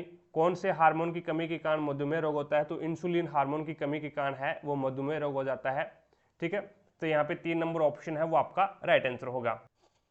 तो अब यहाँ पे इंसुलिन हार्मोन को स्रावित कौन करता है भी, अग्नाशय ग्रंथि करती है। और यहाँ पे इंसुलिन हार्मोन की कमी से मधुमेह रोग हो जाता है, यानी मूत्र के अंदर है वो शर्करा की मात्रा बढ़ जाती है। इंसुलिन हार्मोन की कमी के कारण है वो मूत्र के अंदर है वो शर्करा की मात्रा बढ़ जाती है, इसे क्या बोलते हैं, मधुमेह रोग बोलते हैं, ठीक है। आगे चलते हुए नेक्स्ट देखिएगा, नेक्स्ट आपके सामने 30 नंबर क्वेश्चन है अतिरिक्त मांग की स्थिति को ठीक करने के लिए इनमें से कौन सा मौद्रिक उपाय लागू किया जाना चाहिए। अर्थशास्त्र का क्वेश्चन है भी। रेपो रेट, रेपो दर है वो घटाना चाहिए, या फिर SLR जो रेट है वो घटाना चाहिए। तो दोनों ही नहीं, न तो रेपो रेट घटाना पड़ेगा और न ही SLR घटाना पड़ेगा, यानी 1 नंबर ऑप्शन है वो आपका राइट आंसर होगा। आगे देखो भी, आगे अपने पास में 31 नंबर क्वेश्चन आपके सामने है। निम्नलिखित में से किस आंदोलन को नमक सत्याग्रह के नाम से भी जाना जाता है? तो ये सविनय अवज्ञा आंदोलन को नमक सत्याग्रह के नाम से भी जाना जाता है, 1930 में हुआ था भी ये, ठीक है। आगे चलते हैं, भारत छोड़ो आंदोलन है वो 1942 में हुआ था भी, असहयोग आंदोलन है वो 1920 में हुआ था और 1922 में इसे वापस ले लिया था चौरा चौरी कांड के कारण। नेक्स्ट देखिएगा, नेक्स्ट आपके सामने है 32 नंबर क्वेश्चन। 32 नंबर क्वेश्चन में निम्न कथनों पर विचार करते हुए सही उत्तर का चयन कीजिए। धावन सोडा का रासायनिक नाम Na2CO3 सोडियम कार्बोनेट, लेकिन इसके आगे ये होता है भी Na2CO3 और डॉट 10H2 होता है, ये धावन सोडा होता है भी, ठीक है। इसका उपयोग जल की स्थायी कठोरता को दूर करने के लिए किया जाता है, तो सही है, यानी धावन सोडे का यूज है वो जल की स्थायी कठोरता को दूर करने के लिए भी किया जाता है। तो यहाँ पे दोनों कथन है वो सत्य हो जाएंगे। धावन सोडा का सूत्र है वो Na2CO3 यानी सोडियम कार्बोनेट होता है, और इसमें अगर आपसे पूछ ले भी कितने जल के अणु होते हैं तो 10 जल के अणु होते हैं, ठीक है। सोडियम कार्बोनेट डेकाहाइड्रेट होता है। आगे चलते हुए नेक्स्ट देखिएगा, नेक्स्ट 33 नंबर क्वेश्चन आपके सामने है। निर्णय क्या दे रखा है? देश एस के कई शहरों में प्रदूषण को नियंत्रित करने के लिए शहर के बीच केवल हाइब्रिड कारों को चलाने की अनुमति है। इसका अनुसरण करते हुए देश एम ने भी इसे कुछ टीयर फर्स्ट शहरों में लागू करने का निर्णय लिया है। अब कथन फर्स्ट क्या बोल रहा है? देश एस के विपरीत देश एम के अधिकांश टीयर फर्स्ट शहरों में सार्वजनिक परिवहन अच्छी तरह से जुड़ा हुआ नहीं है। क्यों नहीं जुड़ा हुआ? ये तो इसमें प्रदूषण को नियंत्रित करने के लिए इसने हाइब्रिड कारों को चलाया है। भी प्रदूषण को नियंत्रित करने के लिए हाइब्रिड कारों को चलाया है, तो यहाँ पे ये बोल रहा है परिवहन अच्छी तरह से, सार्वजनिक परिवहन है वो अच्छी तरह से जुड़ा हुआ नहीं है, तो ये तो गलत हो गया। आगे देखो भाई, हाल ही में रिपोर्ट के अनुसार देश एम में प्रदूषण का सबसे बड़ा कारण है वो परिवहन, ट्रक और 2 पहिया वाहन है। तो ये भी अपन नहीं कह सकते सबसे बड़ा कारण, ये हम नहीं कह सकते भी एम के अंदर भी क्या है, परिवहन है, ट्रक है, औद्योगिकरण भी तो हो सकता है, इसमें ये तो नहीं बोला भी सबसे बड़ा कारण ये है, तो दूसरा भी गलत हो जाएगा। तो दोनों ही निर्णय है वो समर्थन नहीं करते हैं, यानी 1 नंबर ऑप्शन आपका राइट आंसर होगा। आगे चलते हुए नेक्स्ट देखिएगा, नेक्स्ट आपके सामने L लंबाई और A अनुप्रस्थ काट के क्षेत्रफल वाले एक तार का प्रतिरोध आपको दे रखा है 0.2 ओम है। समान पदार्थ से निर्मित है किंतु 2L लंबाई है और उसका जो अनुप्रस्थ काट है वो 4A है। तो यहाँ पे आपको बताना है अनुप्रस्थ काट वाले, इस अनुप्रस्थ काट वाले क्षेत्रफल वाले तार का प्रतिरोध कितना होगा, ये आपको बताना है। यहाँ पे देखो भी तार A, मैंने ये मान लिया भी ये तार A है और ये तार B है, ठीक है। अब इसका प्रतिरोध का फॉर्मूला क्या होता है? प्रतिरोध का फॉर्मूला होता है R बराबर क्या होता है? R बराबर होता है L अपॉन में A, सिंपली तरीके से अपन ये समझते हैं, ठीक है। और यहीं पे भी R बराबर ये क्या होता है? L बटे A होता है, ये होता है। अब इसमें क्या है, L को 2 से गुणा किया गया यानी 2L कर दिया गया, और यहाँ पे A को क्या कर दिया, 4 से गुणा कर दिया यानी 4A कर दिया। It's okay. अब यहाँ पे अनुप्रस्थ काट का आप क्या है रेशियो निकाल, अनुप्रस्थ काट का क्या प्रतिरोध का रेशियो निकाल सकते हैं, यानी L बटा A से L बटा A कैंसिल हो गया। अपने पास में ये क्या है, 2 एकम 2 और 2 2 4, ये अपने पास में 1/2 आया। ये 2 क्या है भाग में दूसरी साइड में जाएगा तो ये गुणा में हो जाएगा, यानी ये हो जाएगा 2:1। इसका प्रतिरोध का रेशियो क्या आया, A का और B का 2:1 आया। लेकिन हमारे पास में 2 की तो वैल्यू दे रखी है, 2 की वैल्यू कितनी दे रखी है? 2 की वैल्यू दे रखी है 0.2। कितनी दे रखी है? 0.2। ये देखो ये लिख रखा 0.2, 2 की वैल्यू 0.2 दे रखी है। अपने को क्या है, 1 का मान निकाल लो, और 1 का मान ही अपने को चाहिए, तो 2 से भाग दे दो इसको, 2 से भाग दोगे तो ये हो जाएगा 2 एकम 2, तो ये हो जाएगा 0.1 ओम। क्या हो जाएगा भाई? 0.1 ओम, यानी 1 का ही मान चाहिए, और वो 4 नंबर ऑप्शन में आपको दे रखा है। आगे चलते हैं, नेक्स्ट देखो 35 नंबर क्वेश्चन। 35 नंबर क्वेश्चन आपके सामने है 15, 21, 33। ये है 15, फिर 21, फिर 33, 33, 51, 75। आगे बताना है यहाँ पे क्या आएगा। अब इनके बीच का अंतर देखो भी कितना है। इनका बीच का अंतर आप देखोगे तो यहाँ पे 6 का आया है। यहाँ पे देखो भी कितने का आ रहा है, यहाँ पे आया है 12 का, फिर यहाँ पे 18 का, यहाँ पे देखो भी कितने का आ रहा है, यहाँ पे आ जाएगा 24 का, यहाँ पे देखो अभी, यहाँ पे 30 का आना चाहिए, 5 और 10 यानी 105। तो यहाँ पे आपका राइट आंसर होगा 2 नंबर ऑप्शन। आगे चलते हुए नेक्स्ट देखो, नेक्स्ट 36 नंबर क्वेश्चन आपके सामने है। किसी गांव की जनसंख्या है वो 4 लाख थी। इसमें पहले वर्ष 20% की वृद्धि होगी, दूसरे वर्ष 30% की वृद्धि होगी। अब बताना है कितनी जनसंख्या हुई है। 20% को फ्रैक्शन में चेंज करो, बी एकम बी, बी 5 100 1/5। 30% को फ्रैक्शन में चेंज करो 3/10, यानी पहले संख्या थी 5, एक की वृद्धि हुई 6। फिर दूसरी साल जनसंख्या थी 10, वृद्धि होगी 3 की 13, 10 5 50 और 13 6 78। 50 की वैल्यू आपको दे रखी है 4 लाख, 50 की वैल्यू 4 लाख है। तो यहाँ पे 1 की वैल्यू निकालो, 0 से 0 कैंसिल। वैल्यू किसकी निकालनी है? 78 की, तो 78 से गुणा कर दो। 5 एकम 5 और 5 आठे 40 यानी 8000। 8000 को 78 से गुणा करोगे तो 3 से 3 आ गया और 64 6 और 8 7 56, 56 और 6 62। तो ये आ जाएगा 6,24,000, 6,24,000 यानी 2 नंबर ऑप्शन आपका राइट आंसर होगा। आगे चलते हुए नेक्स्ट देखो, नेक्स्ट आपके सामने क्वेश्चन है 37 नंबर क्वेश्चन। 37 नंबर क्वेश्चन में आपको यहाँ पे यदि शर्त दे रखी है, यदि पहला घटक एक प्रतीक का नहीं है। दूसरी देखो भी, यदि पहला घटक एक विषम संख्या है और अंतिम घटक एक सम संख्या है तो दोनों कोटों को आपस में बदला जाना चाहिए। तीसरी कंडीशन क्या है? दूसरी फॉलो है। तीसरी देखो भी, यदि दूसरे और तीसरे दोनों घटक पूर्ण वर्ग नहीं है। तो यहाँ पे दूसरी कंडीशन फॉलो हो रही है, तो 8 का एम आ जाएगा। फिर डॉलर का क्या लिखेगा भाई? एल लिखेगा। फिर बराबर को क्या लिखेगा? जी लिखेगा। और फिर 2 को क्या लिखेगा? पी लिखेगा। कैरेट को क्या लिखेगा? ए लिखेगा। और उसके बाद में 5 को क्या लिखेगा? 5 को लिखेगा सी। तो अपने पास में आंसर आ जाएगा MLGPAC। 3 नंबर ऑप्शन आपका राइट आंसर होगा। 38 नंबर क्वेश्चन देखो भी आपके सामने है। 3 8, ये 3 है, 8 है, 14 है, 30 है और 58 है। आगे बताना है आपको क्या आएगा, ये यहाँ पे बताना है। अब देखो, मैं 3 को 2 से गुणा करूं और माइनस कर दूं, प्लस कर दूं 2, 3 2 6 और 2 8 हो गए। 8 को गुणा करूं 2 से और माइनस कर दूं 2, 14 हो गए। 14 को गुणा करूं 2 से और प्लस कर दूं 2, 30 हो गए। अब इसी प्रकार से यहाँ पे 30 को 2 से गुणा करूं और माइनस कर दूं 2, 60, 60 में से 2 गया 58। इसी प्रकार से 58 को 2 से गुणा करूंगा 16 और 2 5 10 और 11 116। 116 में अब क्या करूंगा? प्लस 2 करूंगा तो 118, यानी 2 नंबर ऑप्शन आपका राइट आंसर होगा।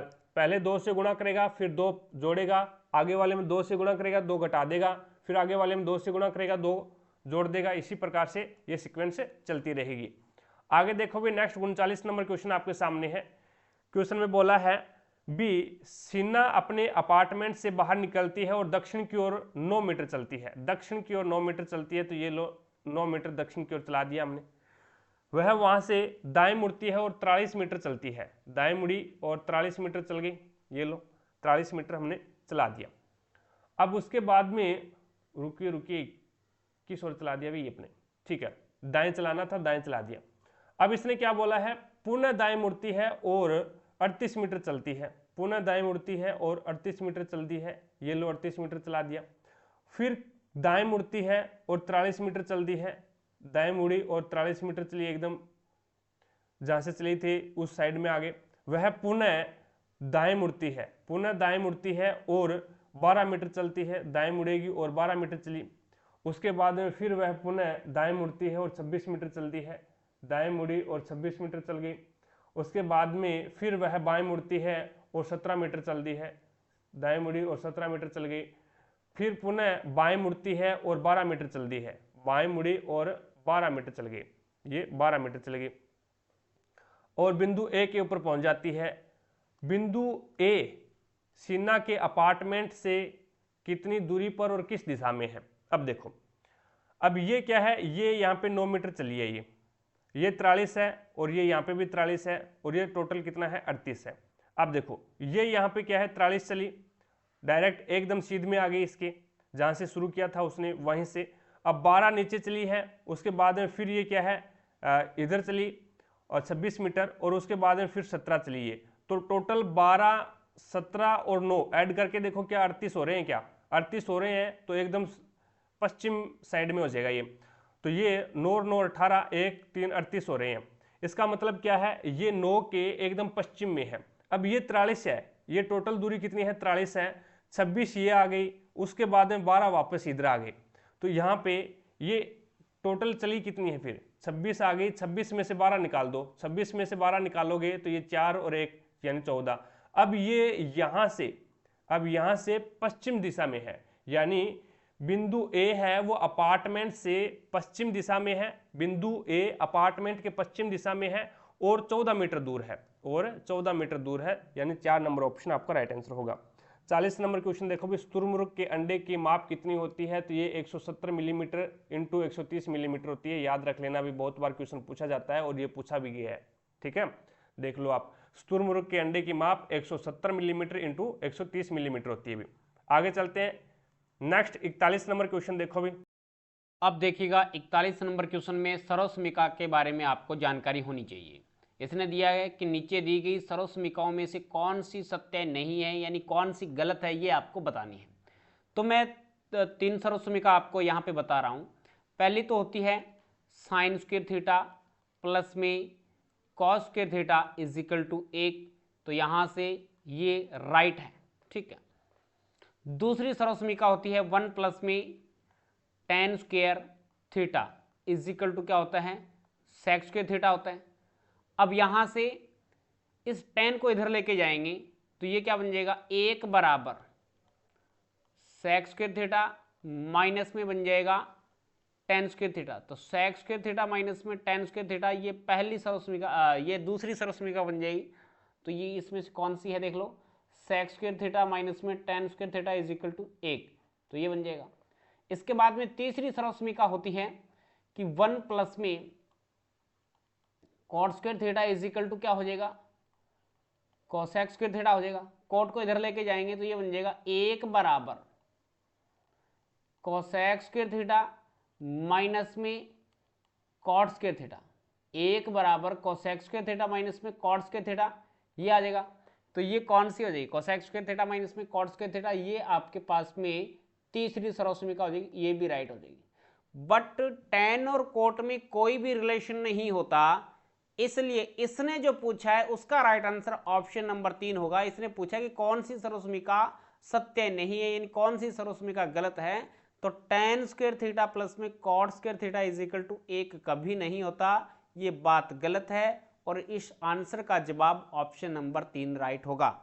इस प्रकार से आपको तीनों सर्वसमिकाएं याद होनी चाहिए अगर ट्रिग्नोमेट्री का आपको कोई क्वेश्चन सॉल्व करना है तो। इसके बाद में चलते हैं नेक्स्ट क्वेश्चन की तरफ।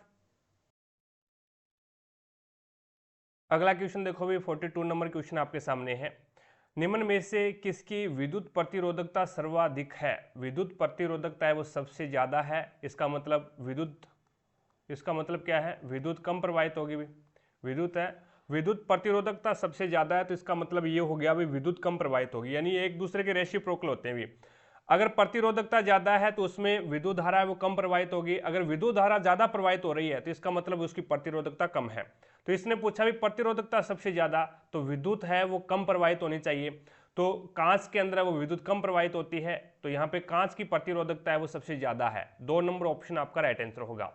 आगे चलते हुए नेक्स्ट देखिएगा, नेक्स्ट 43 नंबर क्वेश्चन आपके सामने है और इसके आपको अभाज्य गुणनखंड क्या होंगे ये आपको बताना है। तो इसके अभाज्य गुणनखंड करने के लिए इस प्रकार से 26 68 05, पहले 5 से डिवाइड करो, 5 से डिवाइड करोगे तो 5 5 25, 1 5 3 15, 1 18, 5 3 15, 3 30, 5 6 30 और 5 से कम 5। उसके बाद में 3 से कट जाएगा क्या, 3 से 3 एकम 3 बच गया, 2 23 और 3 7 21, 2 23, 3 7 21, 2 26, 3 8 24 और उसके बाद में 3 7 21।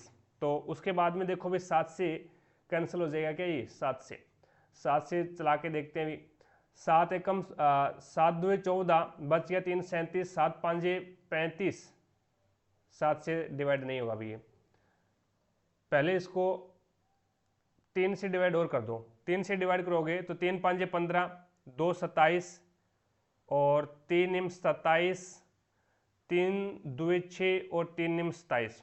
उसके बाद में अब 7 से डिवाइड हो जाएगा ये, 7 8 56 बच गया 3 32, 7 चौके 28 बच गया 4 49, 7 7 49। इसके बाद में ये 7 से फिर डिवाइड हो जाएगा, 7 एकम 7 बच गया 1, 7 2 14 और 7 एकम 7, फिर 11 से 11 आ गया, फिर 11 से और 1।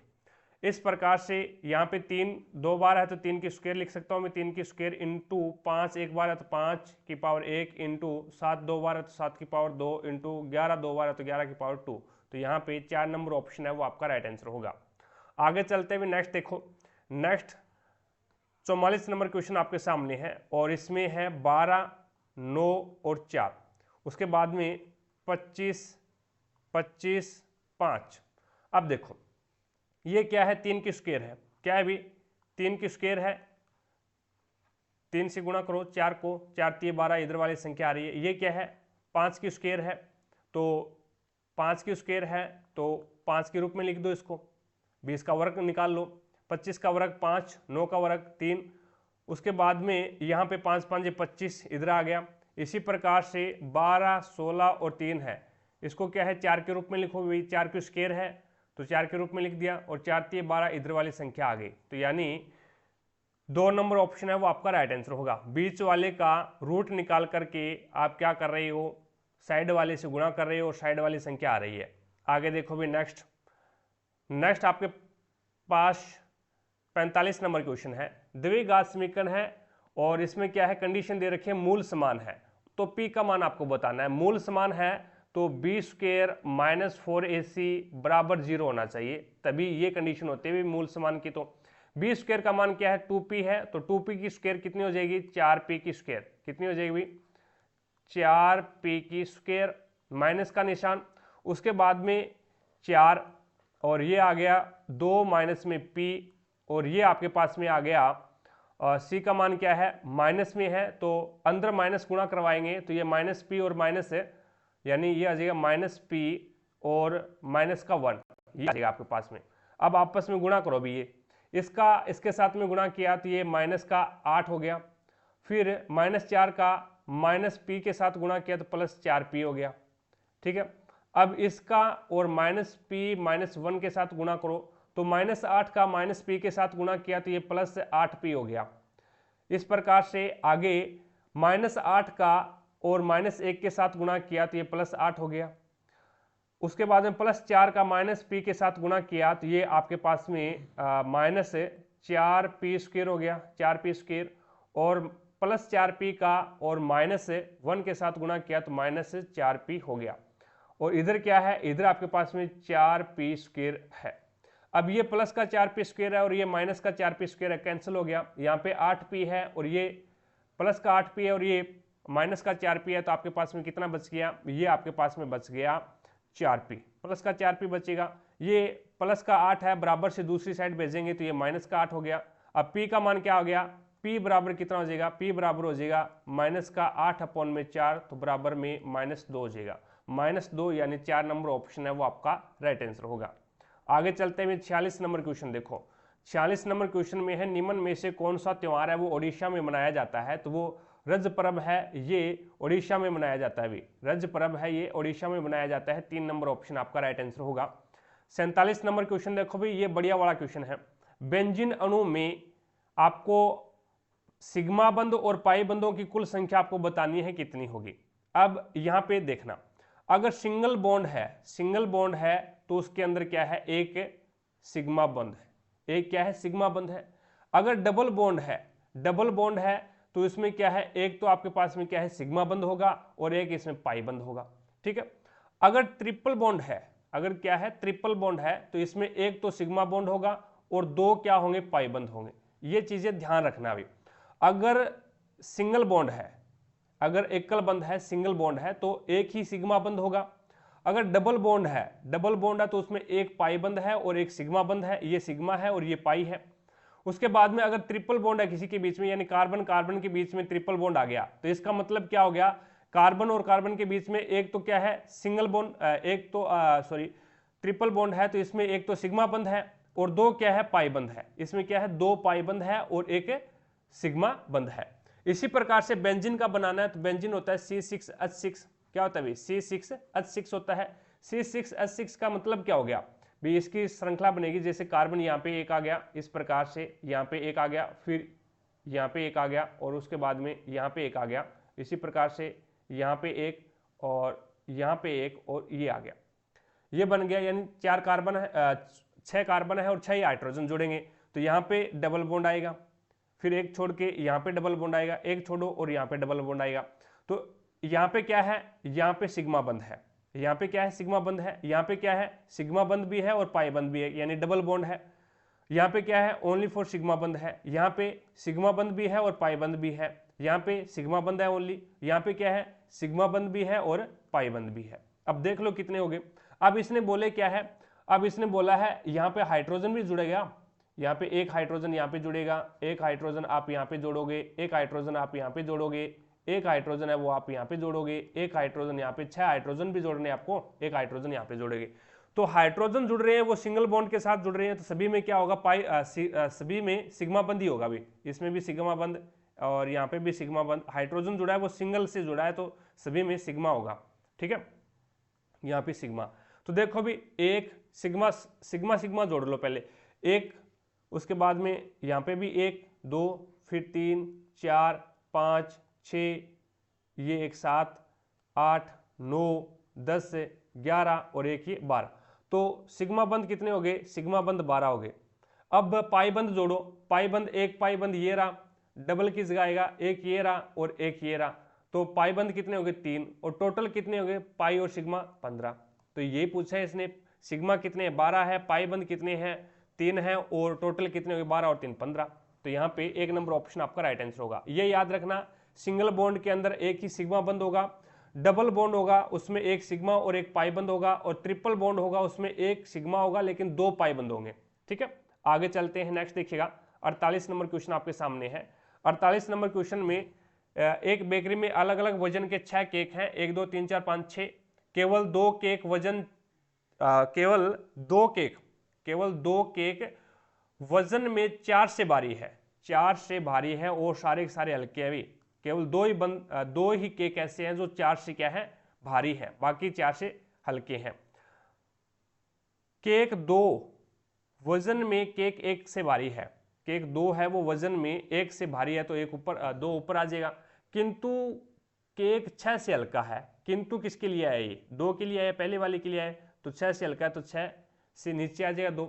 केक 6 वजन में केक 6 से 4 से हल्का है तो 6 2 1 इस प्रकार से आ जाएगा भैया। केक 3 सबसे भारी केक नहीं है, यानी केक 3 है वो सबसे भारी नहीं है, तो सबसे भारी तो कोई और होगा, फिर 3 यहाँ पे आएगा, फिर 5 ऊपर आ जाएगा, एक ही बचा है 5, तो यहाँ पे सबसे भारी केक पूछा है कौन सा हो जाएगा 5। सबसे हल्का पूछता तो वो कौन सा होता 1। आगे चलते हैं, नेक्स्ट देखो अभी, नेक्स्ट 49 नंबर क्वेश्चन आपके सामने है, ये भी बढ़िया वाला क्वेश्चन है। इसने पूछा है N2 में साझा इलेक्ट्रॉनों की कुल संख्या कितनी होती है। अब नाइट्रोजन है, नाइट्रोजन का परमाणु क्रमांक कितना होता है, 7 होता है। कितना होता है, 7 होता है। अब देखो भी परमाणु क्रमांक 7 होता है तो पहले कक्षक में कितने आएगा, के कोष में 2 इलेक्ट्रॉन भरे जाएंगे, उसके बाद में दूसरे में कितने आएंगे, फिर के और एल में कितने आएंगे, फिर एल में बच गए कितने, एल में आने चाहिए 8, बच गए यानी 5। अब देखो, अब ये अपना अष्टक पूरा करेगा, यानी ये नाइट्रोजन की है, नाइट्रोजन अपना अष्टक पूरा करेगा, नाइट्रोजन अपना अष्टक पूरा करेगा तो ये 5 इलेक्ट्रॉन त्यागे या फिर 3 इलेक्ट्रॉन ग्रहण करे। मेरे को बताओ भी कौन सी कंडीशन सही रहेगी इसके लिए, या तो ये 5 इलेक्ट्रॉन त्याग दे या फिर ये 3 इलेक्ट्रॉन ग्रहण कर दे, यानी यहाँ पे कितने इलेक्ट्रॉन होने चाहिए, 8 इलेक्ट्रॉन होने चाहिए। दूसरे के अंदर 5 की जगह वो 8 इलेक्ट्रॉन होने चाहिए, 8 इलेक्ट्रॉन होंगे तब जाकर के इसका अष्टक पूरा होगा, यानी पेट पूरा भरा जाएगा। अब या तो 5 को त्यागे या फिर 3 को ग्रहण करे, तो 3 ग्रहण करना है वो ज्यादा उचित होगा, 3 है वो ग्रहण करना ज्यादा उचित होगा। तो यहाँ पे साझा इलेक्ट्रॉन कितने की साझेदारी करेगा ये, तो 3 की साझेदारी ये करेगा। यहाँ पे दे कितना रखा है, N2 दे रखा है, यानी 2 नाइट्रोजन है, तो दूसरा नाइट्रोजन भी क्या करेगा, इसी तरह से 3 का साझा करेगा। तो 3 का साझा ये कर रहा है और 3 का साझा ये कर रहा है, टोटल कुल साझेदारी आपको बतानी है, तो कुल साझेदारी यहाँ पे 6 की हो जाएगी। 1 नंबर ऑप्शन आपका राइट आंसर हो जाएगा। आगे देखो भी नेक्स्ट 50 नंबर क्वेश्चन है, हिंदू धर्म में देव को पौधों के स्वामी, रोगों के उपचारक और धन के दाता माना गया है, तो वो सोम देवता को माना गया है। सोम देवता को पौधों के स्वामी और रोगों के उपचारक और धन के दाता माना गया है, तो 4 नंबर ऑप्शन आपका राइट आंसर होगा। 51 नंबर क्वेश्चन देखो भी, भारतीय संविधान के मौलिक कर्तव्य को निम्न में से किस संशोधन द्वारा शामिल किया गया था? तो ये 42वें संविधान संशोधन 1976 के द्वारा सवर्ण सिंह समिति के द्वारा 51A के अंदर इसको ऐड किया गया था। 51A के अंदर है वो इसको ऐड किया गया था, अनुच्छेद है ये। और भाग पूछ ले, भाग कौन से भाग के अंदर? तो 4A, भाग 4A और अनुच्छेद 51A के अंदर। और कौन सी समिति के द्वारा? तो सवर्ण सिंह समिति के द्वारा 1976 42वां संविधान संशोधन। आगे चलते हैं भी नेक्स्ट 52 नंबर क्वेश्चन देखो भी। 52 नंबर क्वेश्चन में आपको बताया गया है भी सभी अंकों को बाएं से दाएं आरोही क्रम में व्यवस्थित किया जाए तो मूल संख्या की तुलना में कितनों की जो कंडीशन है, जो सीट है वो चेंज नहीं होगी, ये आपको बताना है। 2, 4, 39, 78 और 615। तो यहाँ पे पहले 1, फिर 2, फिर 3, फिर 3, फिर 4, फिर 5, 6, 7, 8, 9। तो यहाँ पे देख लो भी एक ही है, ऐसा 3 भाई साहब एक ही है, जो अपनी सीट है वो चेंज नहीं करेगा। 4 नंबर में 1। आगे देखो भी नेक्स्ट 53 नंबर क्वेश्चन बोलता है भी निम्न में से किस राज्य में पंचमंडी बायो रिजर्व स्थित है? किस राज्य में पंचमंडी बायो रिजर्व स्थित है? तो वो मध्य प्रदेश में अभी पंचमंडी बायो रिजर्व। 4 नंबर ऑप्शन आपका राइट आंसर होगा। आगे चलता हूँ भी नेक्स्ट देखो, नेक्स्ट 54 नंबर क्वेश्चन आपके सामने है। अब ये आपको यहाँ पे a प्लस बी का मान 48 दे रखा है, ए बी का मान 56 दे रखा है और a की क्यूब प्लस बी की क्यूब आपको ज्ञात करना है। a की क्यूब प्लस बी की क्यूब क्या होता है अभी? जैसे ये एक फॉर्मूला होता है, मैं आपको बता देता हूँ। a प्लस बी इसकी क्यूब करते हैं तो ये ओपन होता है a की क्यूब प्लस में b की क्यूब, a की क्यूब प्लस में b की क्यूब प्लस में 3ab और a प्लस b। इस टाइप में ये ओपन होता है। ये अपने को ज्ञात करना है, ये अपने को दे रखा है और ये भी अपने को दे रखा है, ज्ञात कर सकते हैं, कोई दिक्कत नहीं है। अब देखो, अब यहाँ पे मेरे पास में ये फॉर्मूला मेरे पास में ये दे रखा है क्वेश्चन के अंदर, ठीक है। अब मैं क्या है, दोनों चरों को दोनों और क्या कर दूं, घन कर दूं, इसका भी घन कर दूं और इसका भी घन कर दूं। तो 48 का घन कितना हो जाएगा वो देखना है आपको, और इसका घन करूंगा तो मेरे पास में इस टाइप में आ जाएगा, यानी इस टाइप में ये ओपन हो जाएगा। अब 48 का घन कीजिएगा कितना होगा। अब 48 का घन है वो 110592 होता है, अभी 110592 होता है। बराबर में a की क्यूब b की क्यूब आपको ज्ञात करना है, इसको मैं x मान लेता हूं, प्लस में 3ab आपको कितना दे रखा है, 56 दे रखा है तो इंटू 56, और a प्लस b का मान आपको कितना दे रखा है, 48 दे रखा है तो इंटू 48। ठीक है। अब देखो भी 56 को 3 से मल्टीप्लाई करो, पहले तो 56 को 3 से मल्टीप्लाई करोगे, 6 3 18, 1 3 5 15 और 1 16, 168 आ गया। अब 168 को 8 से मल्टीप्लाई करो, 8 8 64, 6 और 8 6 के 48, 48 और 6 54, 5 और 8 एकम 8 और 5 13। उसके बाद में 4 8 32, 3 4 4 6 के 24, 24 और 3 27, 2 4 एकम 4 और 2 6।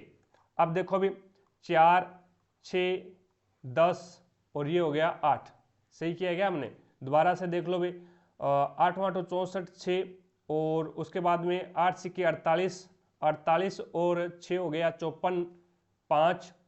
उसके बाद में 8 एकम 8 और 5 13, 4 8 32, 3 और 4 6 24, 24 और 3 27, 2 4 एकम 4 और 2 6। तो 4 6 10 और 8, ठीक है। अब इसका x प्लस में 80 64, अब ये 80 64 है वो बराबर से दूसरी साइड में जाएगा तो यहाँ से ये सबट्रैक हो जाएगा, भाई माइनस होगा 80 64। अब देखो 12 से 4 जाएगा तो ये बचेगा 8, यहाँ पे बचा 7, 2 बच जाएगा। उसके बाद में यहाँ पे 5 का 5 और इधर से इसीलिए 10, 10 में से 8 जाएगा 2, फिर 0, फिर 1, तो ये हो जाएगा 10 25 28, 10 25 28। तो आपका 3 नंबर ऑप्शन है वो आपका राइट आंसर होगा। नेक्स्ट 55 नंबर क्वेश्चन देखो अभी आपके सामने है, ये बढ़िया वाला क्वेश्चन है। एक बेईमान दुकानदार, अभी एक बेईमान दुकानदार है, चावल को 95 रुपये प्रति केजी क्रय मूल्य पर बेचने का दावा करता है। कहने का मतलब उसका क्रय मूल्य कितना है, 95 रुपये है और उसी पे बेचने का दावा करता है तो उसका विक्रय मूल्य भी क्या हो जाएगा, 95 रुपये हो जाएगा। लेकिन वह जिस बाट का उपयोग करता है वह 1 केजी लिखा है, लेकिन तोलता कितना है, 950 ग्राम ही तोलता है। इस प्रकार उसे 100 केजी के वास्तविक वजन वाले चावल को बेचने पर कितने का लाभ होगा, ये आपको बताना है। अब देखो 1000 ग्राम तोलना था, भाई साहब तोल कितना रहा है, 950 तोल रहा है। कितना तोलना था, 1000 ग्राम तोलना था, 1000 ग्राम 1 किलो की जगह, और यहाँ पे तोल कितना रहा है, 950, यानी 50 रुपये का प्रॉफिट। 50 रुपये का प्रॉफिट कितने के ऊपर कर रहा है, तो 950 पे कर रहा है। तो ये तो प्रॉफिट आ गया 1 किलो का। ये कितना आ गया, 1 किलो का ग्राम के अंदर प्रॉफिट आ गया, भी 1 किलो के अंदर है वो इतने का प्रॉफिट कर रहा है। लेकिन अब देखो उसने विक्रय मूल्य दे रखा है, विक्रय मूल्य कितना दे रखा है, विक्रय मूल्य दे रखा है उसने 95 रुपये, यानी 95 रुपये में बेच रहा है। तो यहाँ पे 95 से गुना करो, 95 रुपये में बेच रहा है तो 95 से 95 कैंसिल, 0 से 0 कैंसिल, कहने का मतलब है 5 रुपये का उसको क्या हो गया, प्रॉफिट हो गया। 5 रुपये का एक केजी जब बेचा उसने तो उसको 5 रुपये का प्रॉफिट हो गया। अब 100 केजी जब वो बेचेगा, 100 केजी जब बेचेगा तो उसको कितने का लाभ होगा, तो 500 रुपये का लाभ होगा, यानी 3 नंबर ऑप्शन है वो आपका राइट आंसर हो जाएगा। आगे चलते हैं, नेक्स्ट देखो 56 नंबर क्वेश्चन आपके सामने है। अब यहाँ पे देखो भी द्विघात समीकरण है ये, और इसमें मूल्यों का योग ज्ञात करना है। अब कंडीशन होती है मूल्यों का योग ज्ञात करने का, अल्फा प्लस में बीटा बराबर क्या होता है, -b/a होता है। -b यानी b का मान कितना है 28, तो ये -28 हो जाएगा। a का मान कितना 7, 7 एकम 7, 7 चौके 28, तो -4 आ जाएगा, यानी 3 नंबर ऑप्शन आपका राइट आंसर होगा। नेक्स्ट देखो भी, नेक्स्ट 57 नंबर क्वेश्चन आपके सामने है। निम्न में से कौन सा पंचायती राज की त्रिस्तरीय प्रणाली में शामिल नहीं है। पंचायती राज के त्रिस्तरीय प्रणाली में शामिल नहीं है, तो तहसील स्तरीय पंचायत, तहसील स्तरीय पंचायत है वो पंचायती राज के त्रिस्तरीय प्रणाली में शामिल नहीं है। ग्राम स्तरीय पंचायत, जिला स्तरीय पंचायत और ब्लॉक स्तरीय पंचायत, ये पंचायती राज के त्रिस्तरीय अंग होते हैं भी। ग्राम पंचायत है, फिर जिले में जिला स्तरीय पंचायत आ जाती है, फिर ब्लॉक स्तरीय पंचायत आ जाती है, ठीक है, तहसील स्तरीय पंचायत नहीं होती। आगे देखो भी, नेक्स्ट 58 नंबर क्वेश्चन आपके सामने है। इसमें पूछा गया है भी कितने व्यक्ति शिक्षक होने के साथ साथ फूल विक्रेता भी है, शिक्षक भी है और फूल विक्रेता भी है। तो ये फूल विक्रेता और शिक्षक में नो कॉमन आ रहा है, तो यहाँ पे 1 नंबर ऑप्शन आपका राइट आंसर होगा। आगे देखो भी, नेक्स्ट 59 नंबर क्वेश्चन आपके सामने है। अन्य सभी इनपुटों को स्थिर रखते हुए परवर्ती इनपुट और आउटपुट के बीच का संबंध आपको क्या कहलाता है, तो ये परवर्ती इनपुट का कुल उत्पाद कहलाता है। यानी अन्य सभी इनपुट को स्थिर रखना है, ये आपका इकोनॉमी का क्वेश्चन है भी। रखते हुए परवर्ती इनपुट और आउटपुट के बीच का संबंध क्या दर्शाता है, तो ये परवर्ती इनपुट का कुल उत्पाद दर्शाता है। 2 नंबर ऑप्शन आपका राइट आंसर होगा। 60 नंबर क्वेश्चन देखो भी आपके सामने है। अब 60 नंबर क्वेश्चन में क्या बोला गया है, इसमें बोला गया है भी 2020 और 21 के दौरान आयात किए गए मोबाइल फोनों में से, 2020 और 21 के दौरान आयात किए गए मोबाइल फोनों में से इनमें से किस प्रकार के मोबाइल फोनों की न्यूनतम प्रतिशत परिवर्तन हुआ है, यानी या तो वृद्धि होनी चाहिए या फिर कमी, यानी इसमें न्यूनतम बताना है, न्यूनतम परिवर्तन किस में हुआ है ये आपको बताना है। तो यहाँ पे पहला ऑप्शन है, ऑप्शन के हिसाब से करेंगे इसको। पहला ऑप्शन है यहाँ पे, पहला ऑप्शन ये है, मैं ऑप्शन लिख लेते हैं पहले, JNLM है, ठीक है, JN, पहला ऑप्शन है JNL और M, ये है, ठीक है। पहले J वाला देखते हैं भी। 2020 यानी ये जो इसमें बीच में जो लाइनें हैं ये तो है 2020 की, और जो एकदम प्लेन है वो है 2021 की। तो J के अंदर पहले 25 से कितना हो गया, 30 हो गया। वृद्धि कितने की हुई, 5 की, कितने पे, 25 पे, इंटू 100, इस प्रकार से निकालना है। 25 से कम 25, 25 चौके 100, 20% की वृद्धि होगी। क्या होगी भी, J के अंदर है वो 20% की वृद्धि होगी। अब देखो N के अंदर, N ये रहा, N के अंदर है वो पहले 26 था और अब 24 हो गया, यानी 2 की कमी होगी। कितने पे हुई है, 26 पे कमी हुई है, इंटू 100, तो ये आपका 13 दुए 26 और 50 दुए 100, तो ये हो जाए 50 दुए 100 बटे 13, तो ये हो जाएगा 13 7 91 बच गया, यानी 7 पॉइंट कुछ आएगा, लगभग 7 पॉइंट कुछ आएगा। ठीक है, ये आपका आ गया एन का। ठीक है, 7% की कमी हुई है। अब उसमें एल है, एल में ये रहा एल, एल में पहले 30 था और फिर कितना हो गया 28 हो गया। अब देखो भी पहले 30 था फिर 28 हो गया, कहने का मतलब 2 की कमी हुई है। कितने पे हुई है? 30 पे इंटू 100। तो यहाँ पे 1 से 1 कैंसिल कर दो तो 20 अपॉन में 3 और 6 3 18, लगभग 6 पॉइंट कुछ आएगा। इसी प्रकार से एम देखो, एम ये रहा, एम पहले 34 था और पहले 34 था और फिर 36 हो गया, कहने का मतलब 2 की वृद्धि हुई है। कितने की? 2 की वृद्धि हुई। कितने पे? 34 पे इंटू 100। अब यहाँ पे काटो, 2 एकम 2 और 17 2 34, तो यहाँ पे 100/100 अपॉन में 17 आ जाएगा। अब भाग दो, इसमें भाग दोगे तो 17 का भाग देखो भी कितने तक चला जाएगा। मैं यहाँ पे 5 तक, 17 चौके 68, 17 5 85 और 17 सिक्के 102 होते हैं भी, ये ज्यादा हो जाते हैं तो ये लगभग 5 के करीबन जाएगा। 17 5 85 यानी 5 पॉइंट कुछ जाएगा। अब देखो इसने पूछा क्या है, न्यूनतम प्रतिशत परिवर्तन। न्यूनतम प्रतिशत परिवर्तन किसमें हुआ है? इसमें 20% का परिवर्तन हो गया, इसमें 7% का परिवर्तन हो गया, इसमें 6% का परिवर्तन हो गया और इसमें 5% का परिवर्तन हुआ है। यानी सबसे कम परिवर्तन है वो एम में हुआ है। सबसे कम परिवर्तन किसमें हुआ है अभी? एम में हुआ है, चाहे वो वृद्धि में हो चाहे वो कमी में हो। तो यहाँ पे एम आपका राइट आंसर होगा। आगे देखो भी, नेक्स्ट आपके सामने है A B C D, sorry त्रिभुज है ए, ये त्रिभुज है कोई, और इसमें ये ए है, ये बी है और ये सी है। ठीक है, अब कोण बी और सी आंतरिक समद्विभाजक डी पर मिलते हैं। कोण बी और सी है, ये अंदर ही इसका क्या है? समद्विभाजित, समान 2 भागों में विभाजित किया गया है इसको।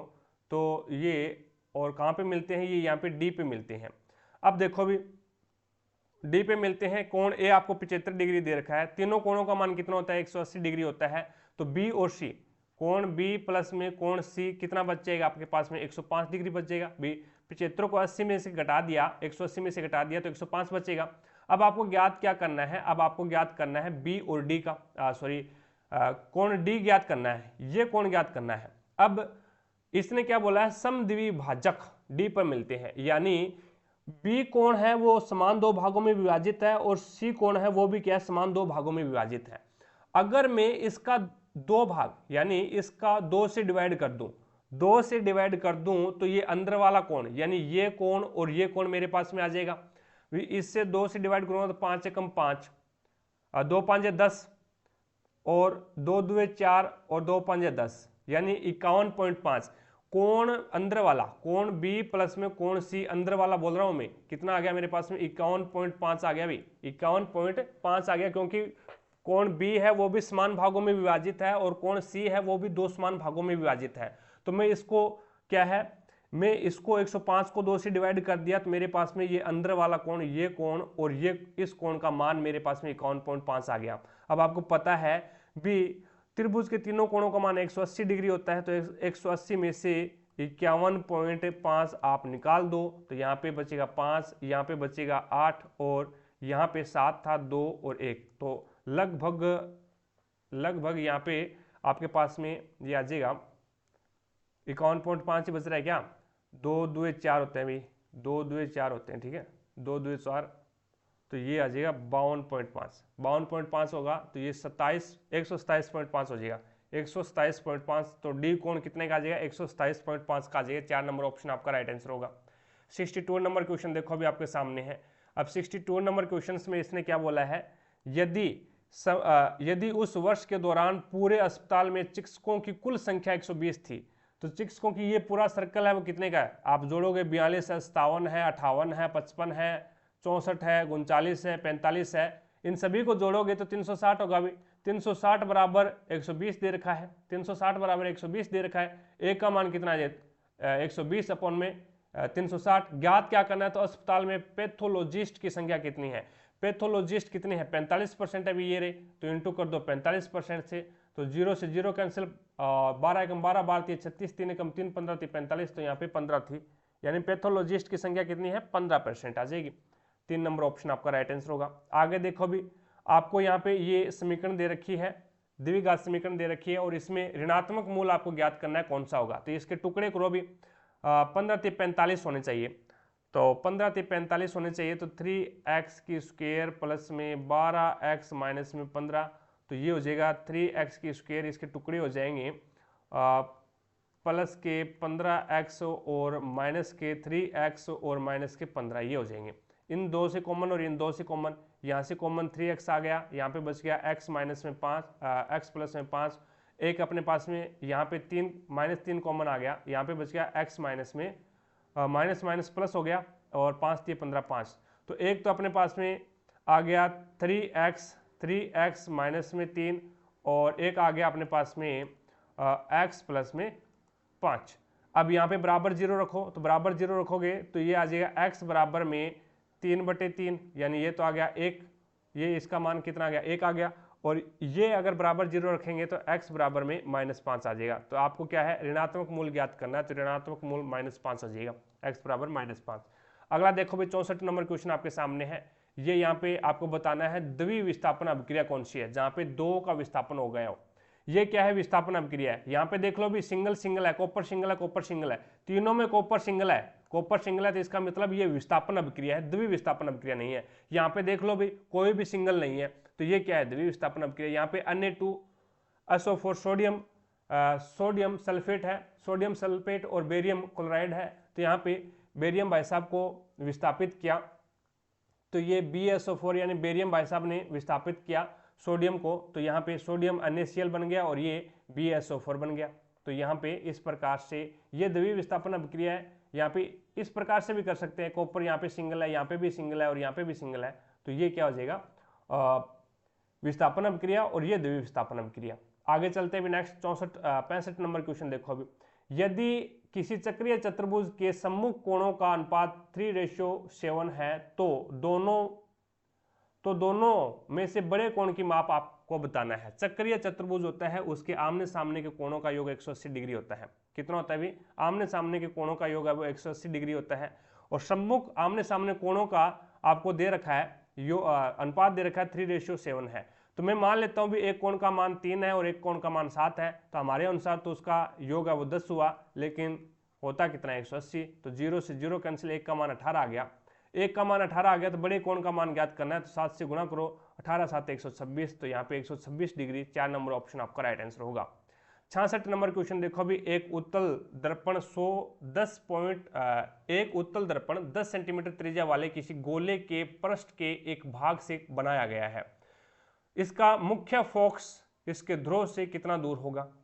तो आपको क्या है एक उत्तल दर्पण दे रखा है और 10 सेंटीमीटर त्रिज्या वाला कोई गोला है उसको काट के बनाया गया है, तो कहने का मतलब उसका आर आपको दे रखा है कितना है 10 सेंटीमीटर है, तो फोकस क्या होता है आर का आधा होता है, तो 5 सेंटीमीटर हो जाएगा अभी डायरेक्ट, यानी 2 नंबर ऑप्शन। आगे देखो नेक्स्ट करंट अफेयर का है। अगला 68 नंबर क्वेश्चन देखो भी। उससे पहले एक आपसे छोटी सी रिक्वेस्ट है भी हमारी, अगर आप चैनल पर नए हैं तो चैनल को सब्सक्राइब कीजिएगा पहले तो, और उसके बाद में पास में लगे बेल आइकन को जरूर दबाएं, ताकि अपन जैसे ही नेक्स्ट वीडियो लेके आएँ तो उसका नोटिफिकेशन सबसे पहले आपके पास पहुंचे और आप तुरंत उसका लाभ उठा सको। उसके बाद में क्लास बढ़िया लग रही है, अच्छी लग रही है, तो दिल से लाइक कीजिएगा सभी, ताकि हमारा भी मोटिवेशन बना रहे, और ज़्यादा से ज़्यादा शेयर कीजिएगा अपने सभी दोस्तों के साथ में। जितने भी आपके पास व्हाट्सएप ग्रुप है उन सभी पे एक बार क्लास को शेयर करें, ताकि सभी दोस्तों को क्लास का लाभ मिले भी, सभी को पता लगे भी ग्रुप डी में किस लेवल के क्वेश्चन पूछे जाते हैं और उसको है वो चंद ही सेकंडों में कैसे उड़ाया जाता है क्वेश्चनों को। ठीक है, तो चैनल को सब्सक्राइब करें, शेयर कीजिएगा और लाइक कीजिएगा।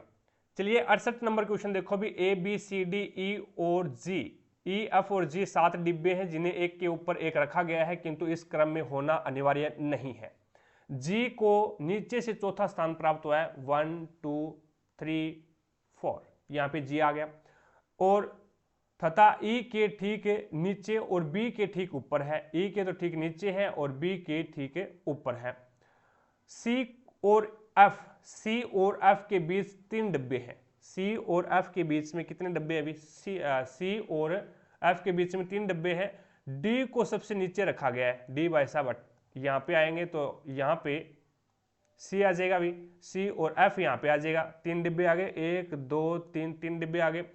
ए और एफ के बीच में कितने डिब्बे रखे गए हैं, ए और एफ के बीच में कितने डिब्बे रखे गए हैं, ए और एफ के बीच में कितने डिब्बे रखे गए हैं। तो यहाँ पे अगर ए ऊपर आए, ए नीचे तो आ ही नहीं सकता क्योंकि नीचे क्या है, डी है, तो एफ भाई साहब यहाँ पे नहीं आएंगे, फिर एफ भाई साहब है वो यहाँ पे आएंगे, एफ यहाँ पे आ गया और यहाँ पे आ गया आपका सी। तो ए और एफ के बीच में पूछा है तो ए यहाँ पे रह गया और एफ यहाँ पे आ गया, तो 1 2 3 4 डिब्बे हो जाएंगे, यानी 2 नंबर ऑप्शन है वो आपका राइट आंसर होगा। आगे देखो भी नेक्स्ट 69 नंबर क्वेश्चन आपके सामने है। एक व्यक्ति 90 किलोमीटर की दूरी 45 किलोमीटर पर घंटे की चाल से तय करता है और 150 किलोमीटर की दूरी है वो 50 किलोमीटर पर घंटे की रफ्तार से करता है, तो पूरी यात्रा में आपको औसत चाल बतानी है। यहाँ पे 45 किलोमीटर के हिसाब से 90 किलोमीटर की दूरी तय करेगा तो 2 घंटे लग गए। यहाँ पे देखो भी 150 किलोमीटर की दूरी है, 50 किलोमीटर पर घंटे के हिसाब से करेगा तो 3 घंटे यहाँ पे लग गए। टोटल समय कितना लग गया, टोटल समय 5 किलोमीटर। टोटल दूरी कितनी है, तो 150 और 90 ऐड कर लो भी, 0 9 और 5 14 और 2 240 है। 240 किलोमीटर की दूरी 5 घंटे में कवर करनी है। 5 चौके 20, 4 5 8 40, तो यहाँ पे 48 किलोमीटर पर घंटे की रफ्तार से आपको जाना पड़ेगा। 2 नंबर ऑप्शन आपका राइट आंसर होगा। 70 नंबर क्वेश्चन देखो अभी। 70 नंबर क्वेश्चन में इसने बोला है विश्रेया सांद्र सल्फ्यूरिक अम्ल। सांद्र सल्फ्यूरिक अम्ल क्या होता है भी, H2SO4 होता है भी सांद्र सल्फ्यूरिक अम्ल से भरी एक परखनली में कैल्शियम हाइड्रोक्साइड, कैल्शियम हाइड्रोक्साइड क्या होता है, CaSO4,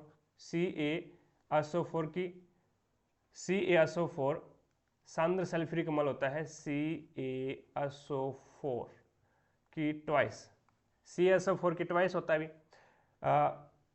सांद्र सल्फ्यूरिक अम्ल कैल्शियम हाइड्रोक्साइड होता है भी, सॉरी कैल्शियम हाइड्रोक्साइड होता है CaOH की ट्वाइस होता है। कैल्शियम हाइड्रोक्साइड क्या होता है, CaOH की ट्वाइस, कैल्शियम हाइड्रोक्साइड की कुछ मात्रा मिला देती है। तो अभिक्रिया का मुख्य उत्पाद क्या होगा। अब देखो भी H2SO4 है, यहाँ पे हाइड्रोजन भाई साहब है और यहाँ पे कैल्शियम भाई साहब है। अब ये कैल्शियम है वो हाइड्रोजन से क्या है, ज्यादा अभिक्रियाशील है। कैल्शियम क्या है, हाइड्रोजन से ज्यादा अभिक्रियाशील है, तो ये हाइड्रोजन को यहाँ से विस्थापित करेगा और स्वयं क्या बना लेगा, CaSO4 बना लेगा। क्या बना लेगा भाई, CaSO4 बना लेगा। तो यही पूछा है भी अभिक्रिया में उत्पाद क्या बनेगा, तो कैल्शियम सल्फेट बन जाएगा, कैल्शियम सल्फेट बन जाएगा, प्लस में H2O बन जाएगा, प्लस में H2O यानी जल बन जाएगा। ठीक है भाई, चीजें समझ में आई। आगे चलते हैं। नेक्स्ट देखो भी 71 नंबर क्वेश्चन आपके सामने है। 71 नंबर क्वेश्चन में इसने बोला भी उपरोक्त श्रृंखला में ऐसे कितने अक्षर है जिसमें से प्रत्येक के ठीक पहले एक प्रतीक है। प्रत्येक के ठीक पहले प्रतीक, फिर अक्षर आना चाहिए और फिर संख्या आनी चाहिए। फिर क्या आनी चाहिए, संख्या आनी चाहिए। प्रतीक, पहले प्रतीक आएगा, फिर अक्षर आएगा, फिर संख्या आएगी। ये प्रतीक आ गया और ये अक्षर आ गया और ये संख्या आ गई 1। उसके बाद में अगला देखो, यहाँ पे प्रतीक आ गया, अक्षर आना चाहिए, प्रतीक आ गया, अक्षर, प्रतीक, उसके बाद में अक्षर और फिर संख्या 2, उसके बाद में प्रतीक, अक्षर और संख्या 3। तो यहाँ पे आपका 1 नंबर ऑप्शन है वो आपका राइट आंसर होगा। ऐसी 3 ही जोड़े बनेंगे। आगे देखो भी नेक्स्ट, इलेक्ट्रॉनों की कुल संख्या के संदर्भ में आपको इसका कोष बताना है। ये होता है KLMN। क्या होता है भी, KLMN 4 कक्षाएं होती है। सबसे कम इलेक्ट्रॉन है वो K में आते हैं, उसके बाद L में आते हैं, K से ज़्यादा L में आते हैं, L से ज़्यादा M में आते हैं और M से ज़्यादा है वो N में आते हैं। सबसे ज़्यादा है वो N में आते हैं। कितने आते हैं, 32 आते हैं भी। और ये होता है आपका 2n²। फॉर्मूला होता है इलेक्ट्रॉन ज्ञात करने का 2n²। ये पहला कोष है, ये दूसरा कोष है, ये पहला है, ये दूसरा कोष है, ये तीसरा कोष है और ये चौथा कोष है। यानी n की मान K के अकॉर्डिंग 1 होगा, L के अकॉर्डिंग 2 होगा और M के अकॉर्डिंग n का मान है वो 3 होगा और n के अकॉर्डिंग 4 होगा। तो यहाँ पे देख लो फिर n इसमें क्या आएगा, इसमें आ जाएगा 4 और यहाँ पे कितना आ जाएगा, यहाँ पे 2n² होता है भी। तो ये कैसे कर दिया अभी हमने, 4 कैसे आएगा, यहाँ पे 2 आएगा। अब देखो अभी हमने क्या किया, 1 यानी n का मान यहाँ पे k के अकॉर्डिंग क्या होगा, पहली कक्षा है तो n का मान 1 होगा, 1 की स्क्वायर 1 और 2 एकम 2। ठीक है, इसी प्रकार से L के अकॉर्डिंग है वो n का मान है वो 2 होगा, 2 की स्क्वायर 4 और 4 2 8, इसमें 8 आ जाएगा। इसी प्रकार से m के अकॉर्डिंग L का मान 3 है, n का मान 3 है, 3 की स्क्वायर 9 और 9 2 18 हो गए इसमें। और इसी प्रकार से 4 की स्क्वायर 16 और 16 2 32 हो गए, तो यहाँ पे 32 आ जाएगा।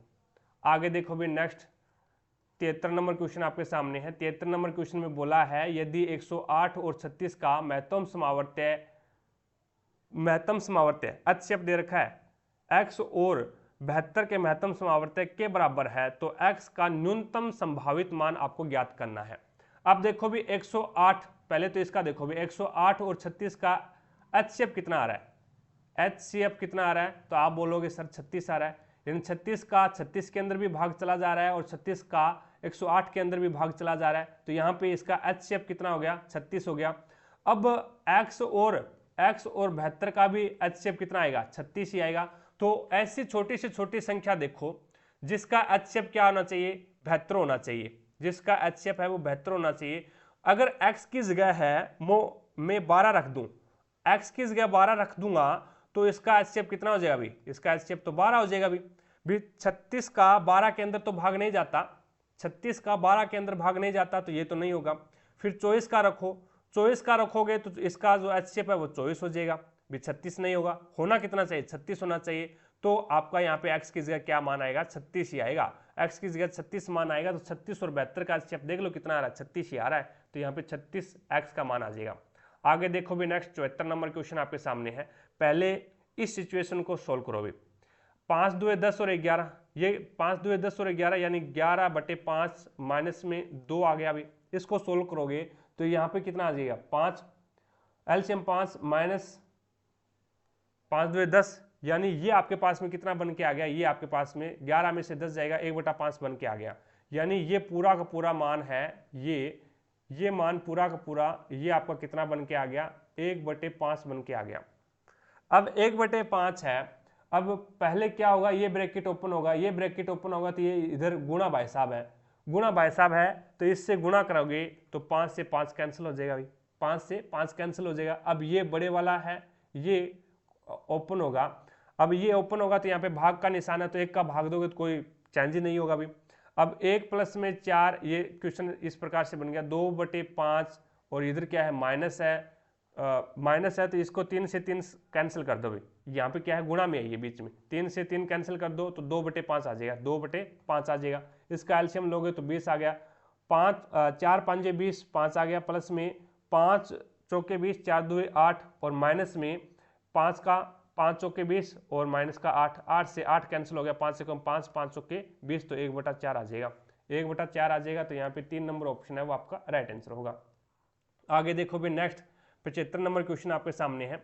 इसने बोला है श्वेत प्रकाश का एक किरण पुंज किसी कांच के प्रिज्म से गुजरता है तो एक स्पेक्ट्रम प्राप्त होता है, सबसे कम झुकने वाला रंग कौन सा होगा। सबसे कम झुकने वाला रंग है वो लाल होगा, क्योंकि लाल का तरंग दैर्ध्य है वो सबसे ज्यादा होता है, लाल का तरंग दैर्ध्य सबसे ज्यादा होता है, इसीलिए लाल है वो कम झुकता है। लाल कम झुकता है क्योंकि लाल का तरंग दैर्ध्य ज्यादा होता है, तो यहाँ पे लाल है वो कम झुकेगा, यानी 4 नंबर ऑप्शन आपका राइट आंसर होगा। सबसे कम तरंग दैर्ध्य है वो बैंगनी रंग का होता है भी, ठीक है। यहाँ पे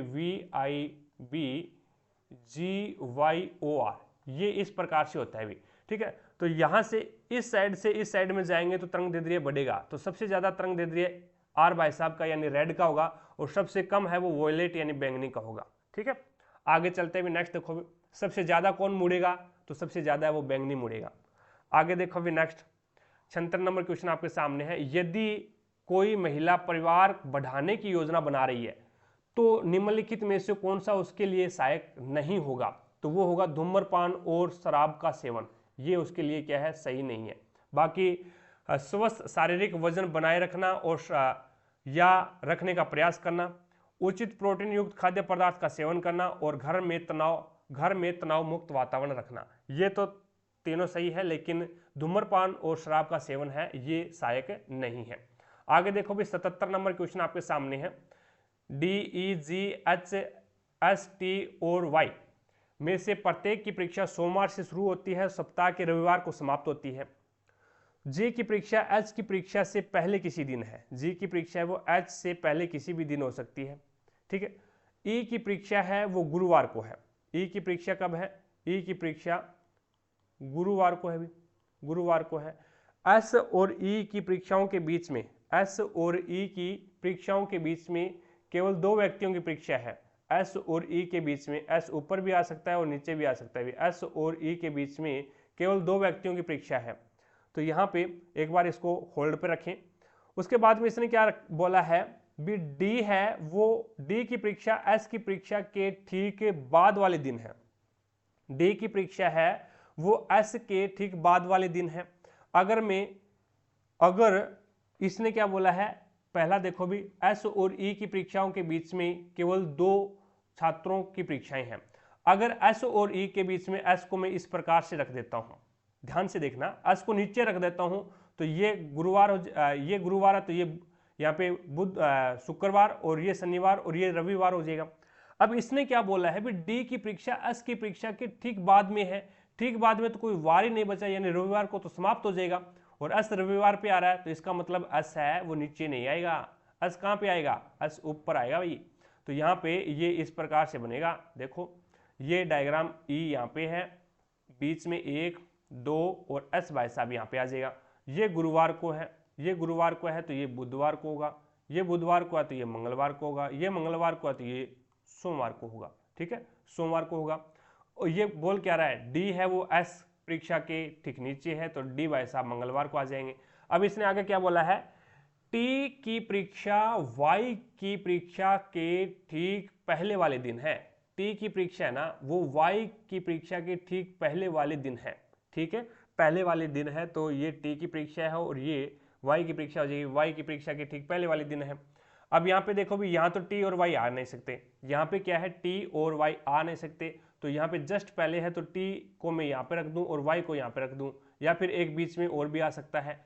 अब आगे देखो, आगे इसने क्या बोला है, आगे यहाँ पे इसने बोला है भी लेकिन यह शनिवार को नहीं है, यह शनिवार को नहीं है, मतलब टी की परीक्षा वाई की परीक्षा के ठीक पहले किसी दिन है, लेकिन टी की परीक्षा है वो शनिवार को नहीं हो सकती, शनिवार को टी की परीक्षा नहीं हो सकती, लेकिन किसके लिए है, पहले वाले के लिए है, तो शनिवार के दिन नहीं हो सकती, तो इसकी शुक्रवार को ही होगी, फिर इसकी किस वार होगी, शुक्रवार को होगी, और इस भाई साहब की रविवार शनिवार को हो जाएगी, फिर वाई की शनिवार को हो जाएगी।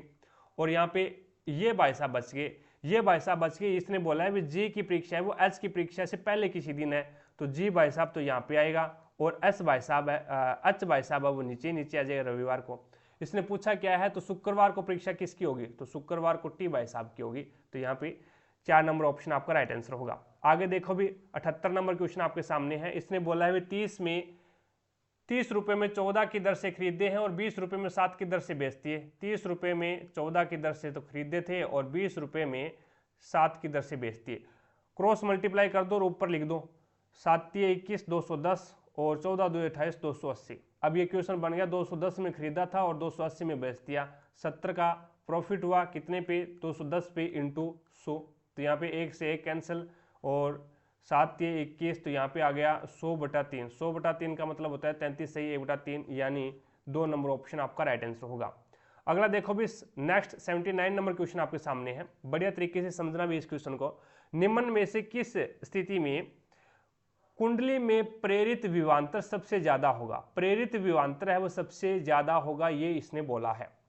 पहला है किसी क्षण चुंबक में 2 मीटर पर सेकंड की चाल से स्थिर कुंडली की ओर गतिमान होने पर, या मी कहने का मतलब ये है भी कोई कुंडली है, कोई कुंडली है, ये कुंडली है, ये कोयल है, ठीक है। अब इस कोयल पे हमने क्या है, ये क्या स्थिर है, ये क्या है स्थिर है, हिल नहीं रही है। हमारे पास में एक चुंबक है, इस चुंबक को इसके पास में से 2 मीटर पर सेकंड के हिसाब से हिलाते हैं, तो गतिमान होने पर विभवांतर सबसे ज्यादा होगा क्या। दूसरा इसने बोला है भी यदि किसी कुंडली में 2 मीटर पर सेकंड की चाल से स्थिर छड़ की चुंबक की ओर गतिमान होने पर किसी कुंडली में, अब क्या है चुंबक स्थिर है, अब की बार क्या है चुंबक स्थिर है, अब की बार हमने कुंडली को क्या है चुंबक की ओर दौड़ाया है, कितने 2 मीटर पर सेकंड के हिसाब से गतिमान करने पर, तो विभवांतर क्या होगा, दोनों में ही सेम होगा, दोनों ही कंडीशन में सेम होगा। हमने क्या रखा, कुंडली को स्थिर रख दिया और चुंबक को दौड़ाया, तो बात तो एक ही है। फिर हमने चुंबक को स्थिर रख दिया और कुंडली को दौड़ाया, चाल सेम है, तो यहाँ पे विभवांतर भी क्या होगा, दोनों में समान होगा। आगे देखो भी, आगे क्या है, कुंडली और छड़ चुंबक दोनों 2 मीटर पर सेकंड की चाल से समान दिशा में गतिमान होने पर, अगर दोनों ही समान दिशा में गतिमान हो रही है तो इसका मतलब क्या है, इसका मतलब हो जाएगा वहां पे जो विभवांतर है वो शून्य हो जाएगा, वहां पे विभवांतर होगा ही नहीं, शून्य होगा, दोनों ही एक ही दिशा में है। अगर इधर ही क्या है आपका, इधर ही आपका कुंडली दौड़ा रहे हैं अपन और इधर ही चुंबक को दौड़ा रहे हैं, तो इसका मतलब क्या हो गया, उसकी सापेक्ष चाल क्या हो जाएगी, सापेक्ष चाल शून्य हो जाएगी। सापेक्ष चाल शून्य हो जाएगी तो इसका मतलब क्या है, गति शून्य हो जाएगी, तो यहाँ पे उनके बीच में जो विभवांतर है वो क्या हो गया, शून्य हो गया। आगे देखो भी, कुंडली और छड़ चुंबक दोनों को 2 मीटर पर सेकंड की चाल से एक दूसरे की ओर गति कराने पर, अब सापेक्ष चाल कितनी हो जाएगी, 2 से ये आ रहा है, 2 से तो चुंबक जा रही है इधर और इधर से कुंडली आ रही है, तो सापेक्ष चाल कितनी हो जाएगी, 4 हो जाएगी। सापेक्ष चाल 4 हो जाएगी तो इसका मतलब क्या हो जाएगा, विभवांतर उसमें क्या होगा, सबसे ज्यादा होगा, वहां पे विभवांतर क्या हो जाएगा, सिरों के बीच में सबसे ज्यादा हो जाएगा, तो 4 नंबर ऑप्शन है वो आपका राइट आंसर होगा भाई। आगे चलते हैं, 80 नंबर क्वेश्चन देखो आपके सामने है। 80 नंबर क्वेश्चन है, अमित अपने घर से बाहर निकलता है और उत्तर की ओर 76 मीटर चलता है, उत्तर की ओर 76 मीटर चला दिया, फिर वहां से वह क्या है, दाएं मुड़ता है और 23 मीटर चलता है, दाएं मुड़ा और 23 मीटर चल गया। फिर क्या करता है, ये पुनः दाएं मुड़ता है और 61 मीटर चला, तो पुनः दाएं मुड़ा, ये पहले तो 76 मीटर चला हुआ था, फिर 23 चला, फिर अब 61 चलेगा, 61 चला दिया। फिर वह बाएं मुड़ता है और 20 मीटर चला, बाएं मुड़ा और 20 मीटर चला। फिर वह दाएं मुड़ता है और 34 मीटर चलता है, अब दाएं मुड़ा और 34 मीटर चला। उसके बाद में अंततः वह दाएं मुड़ता है और 43 मीटर चलता है, अंत में वह दाएं मुड़ता है और कितना मीटर चलता है, 43 मीटर चलता है, तो ये लो 43 मीटर हमने चला दिया, ठीक है, 43 मीटर चला दिया और एक पुस्तकालय में पहुंच गया, एक यहाँ पे पुस्तकालय था, उस पुस्तकालय में ये पहुंच गया। अब इसने बोला क्या है, अब इसने बोला है अमित अपने घर से कितनी दूरी और किस दिशा में है। पहले ये 76 चला, उसके बाद में उत्तर की ओर, फिर वह दाएं मुड़ा, 23 चला, फिर पुनः दाएं मुड़ता है, पुनः दाएं मुड़ता है और 61 चला। उसके बाद में वह पुनः दाएं मुड़ता है, पुनः दाएं मुड़ेगा, तो यहाँ पे ये कितना चला दिया अभी हमने, पुनः दाएं मुड़ता है, ये यहाँ पे देखो गलत कर दिया ना हमने, ये बोलता है भी पुनः, यानी 34 चलने के बाद में यहाँ पे दोबारा से देखो, पहले उत्तर में चला, फिर दाएं मुड़ा, हमने दाएं मोड़ दिया, 23 चला दिया, फिर क्या है दाएं मुड़ा और 61 चला दिया, दाएं मुड़ा और 61 चला दिया। अब वो क्या कर रहा है, बाएं मुड़ रहा है, बाएं मुड़ेगा तो ये 20 चलेगा, इस साइड में चला दिया, फिर दाएं मुड़ा और 34 चला, दाएं मुड़ा 34 चला दिया। उसके बाद में फिर दाएं मुड़ता है और 43 चला, अब दाएं मुड़ा और 43 चल गया, कोई दिक्कत नहीं है। अब देखो भी ये 61 यहाँ पे है, यहाँ पे 61 चला ये, और ये 34 चला, यहाँ पे 34 चला, तो 61 और 34 को ऐड करो, कितना आ रहा है नीचे, 61 और 34 को ऐड किया तो ये 5 और ये 4 और 1 5 और 9 95 मीटर नीचे आ गया, ये 95 मीटर नीचे आ गया, ये 76 है आपका, ये क्या है 76 है। अब देखो भी ये पहले तो ये क्या है 23 चला इधर और फिर 20 चला, 20 और 23 कितने हो गए, 20 और 23 आपका 43 हो गया, 20 और 23 कितना हो गया 43 हो गया, और ये लास्ट में 43 चल रहा है अभी, 34 नहीं है, ये 43 है। इसका मतलब क्या हो गया भी, इसका मतलब हो गया ये जस्ट इसके नीचे आएगा अभी, यहाँ पे इसके नीचे आ जाएगा, ये क्या है 43 चला है तो ये इसके नीचे, यानी 20 और 23 43 होते हैं, 43 ये इधर चला है तो इसका मतलब ये नीचे आ गया। अब 95 में से 76 निकाल दो आप, 95 में से 76 निकालोगे तो 15 में से 6 जाएगा तो 8 बचेगा, 15 में से 6 जाएगा 9 बचेगा, और इधर 1 तो 19 मीटर, और किस साइड में आ जाएगा दक्षिण में, 19 मीटर और दक्षिण में आ जाएगा, 2 नंबर ऑप्शन आपका राइट आंसर होगा। आगे चलो अभी नेक्स्ट 81 नंबर क्वेश्चन है, प्रवासी पक्षी दूर देशों की यात्रा किस कारण करते हैं। तो दूर देशों की यात्रा है वो अपने अंडे देने के लिए करते हैं, वे अपने अंडे देने के लिए है वो दूर देशों की यात्रा करते हैं, यानी 2 नंबर ऑप्शन आपका राइट आंसर होगा। आगे चलते हैं 82 नंबर क्वेश्चन देखो, एक मिश्रण है, उस मिश्रण में क्या है 10 लीटर दूध की मात्रा है, दूध और पानी की मात्रा है। अब उसका अनुपात दे रखा है, एक मिश्रण है 10 लीटर का, उसका अनुपात दूध और पानी का अनुपात 3:2 है। यदि यह अनुपात है वो 2:3 करना है, कितना करना है 2:3 करना है, 2:3 करना है तो मिश्रण में कितना पानी मिलाया जाए। अब मिश्रण में पानी मिला रहा है तो दूध की मात्रा तो सेम ही रहेगी, लेकिन हमारे पास में तो यहाँ पे 3 लीटर है और यहाँ पे 2 लीटर है। दूध की मात्रा सेम करो भी, दूध की मात्रा सेम करोगे तो इसको 2 से गुणा करो और इसको 3 से गुणा करो, तो नया अनुपात अपने पास में क्या आएगा, 3 दूए 6 और 2 दूए 4, उसके बाद में 3 दूए 6 और 3 3 9, तो अपने पास में नया रेशियो ये आ गया। इससे कोई मतलब नहीं है अपने को। अब देखो भी यहाँ पे क्या है, यहाँ पे पहले 4 था पानी और अब कितना कर दिया, 10 कर दिया। पहले पानी कितना था, 4 था, और सॉरी पहले पानी था 4 और अब कितना है, 9 है। यानी पहले पानी कितना, अब इसमें दूध और पानी का अनुपात दूध और पानी की मात्रा कितने वो निकाल लो आप। दूध और पानी की मात्रा निकालोगे तो 5 बराबर 10 है, 5 बराबर 10, 1 का मान आ गया 2, 1 का मान आ गया। तो पहले तो पानी 4 था और 6 लीटर क्या था आपका दूध था, तो 6 लीटर तो दूध था और पहले 4 लीटर पानी था। अब क्या है, इसमें कितना पानी और मिलाया जाए कि वो क्या है 2:3 में हो जाए, 2:3 में हो जाए। तो अब देखो पहले पानी था 4 और 4 इसकी मात्रा थी, रेशियो में 4 था और 4 इसकी मात्रा थी, यानी 1 का मान 1 आ गया। अब क्या है, 1 का मान 1 आ गया तो यहाँ पे 9 को 1 से गुणा करेंगे तो 9 आ जाएगा। यानी कहने का मतलब क्या है, 4 से 9 लीटर हो गया पानी, तो 5 लीटर मिला दिया। इसमें कितना मिला है, 5 लीटर मिला है, यानी 3 नंबर ऑप्शन आपका राइट आंसर होगा। आगे चलते हुए नेक्स्ट देखो भी 83 नंबर क्वेश्चन आपके सामने है। 83 नंबर क्वेश्चन है, LMNOPQR S एक सीधी पंक्ति में दक्षिण की ओर मुख करके बैठे हैं, R और S पंक्ति के सिरों पर बैठे हैं। R और S है वो पंक्ति के सिरों पे बैठे, ये लो दोनों सिरों पे बैठे, सिरों पे बिठा दिया। अब ये पता नहीं है भी दाएं कौन सा बाएं कौन सा, चेंज भी हो सकता है ये, ठीक है। अब देखो भी O है वो O और Q एक दूसरे के ठीक बगल में बैठे हैं, O और Q है वो एक दूसरे के ठीक बगल में बैठे हैं। अब ये पता नहीं है कौन सा दाएं और कौन सा बाएं है, इसका भी चेंज हो सकता है।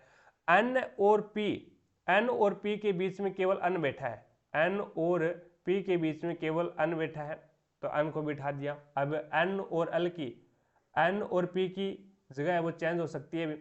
आगे देखो भी M N के दाईं ओर है, M है ना वो N के दाईं ओर है, N के दाईं ओर ठीक बगल में है, तो N के दाईं ओर ठीक बगल में है तो N भाई साहब तो इधर आएंगे, P फिर इधर आएगा, फिर P यहाँ पे आएगा, N यहाँ पे आ गया और N के दायां ठीक ये हो जाएगा, M हो गया।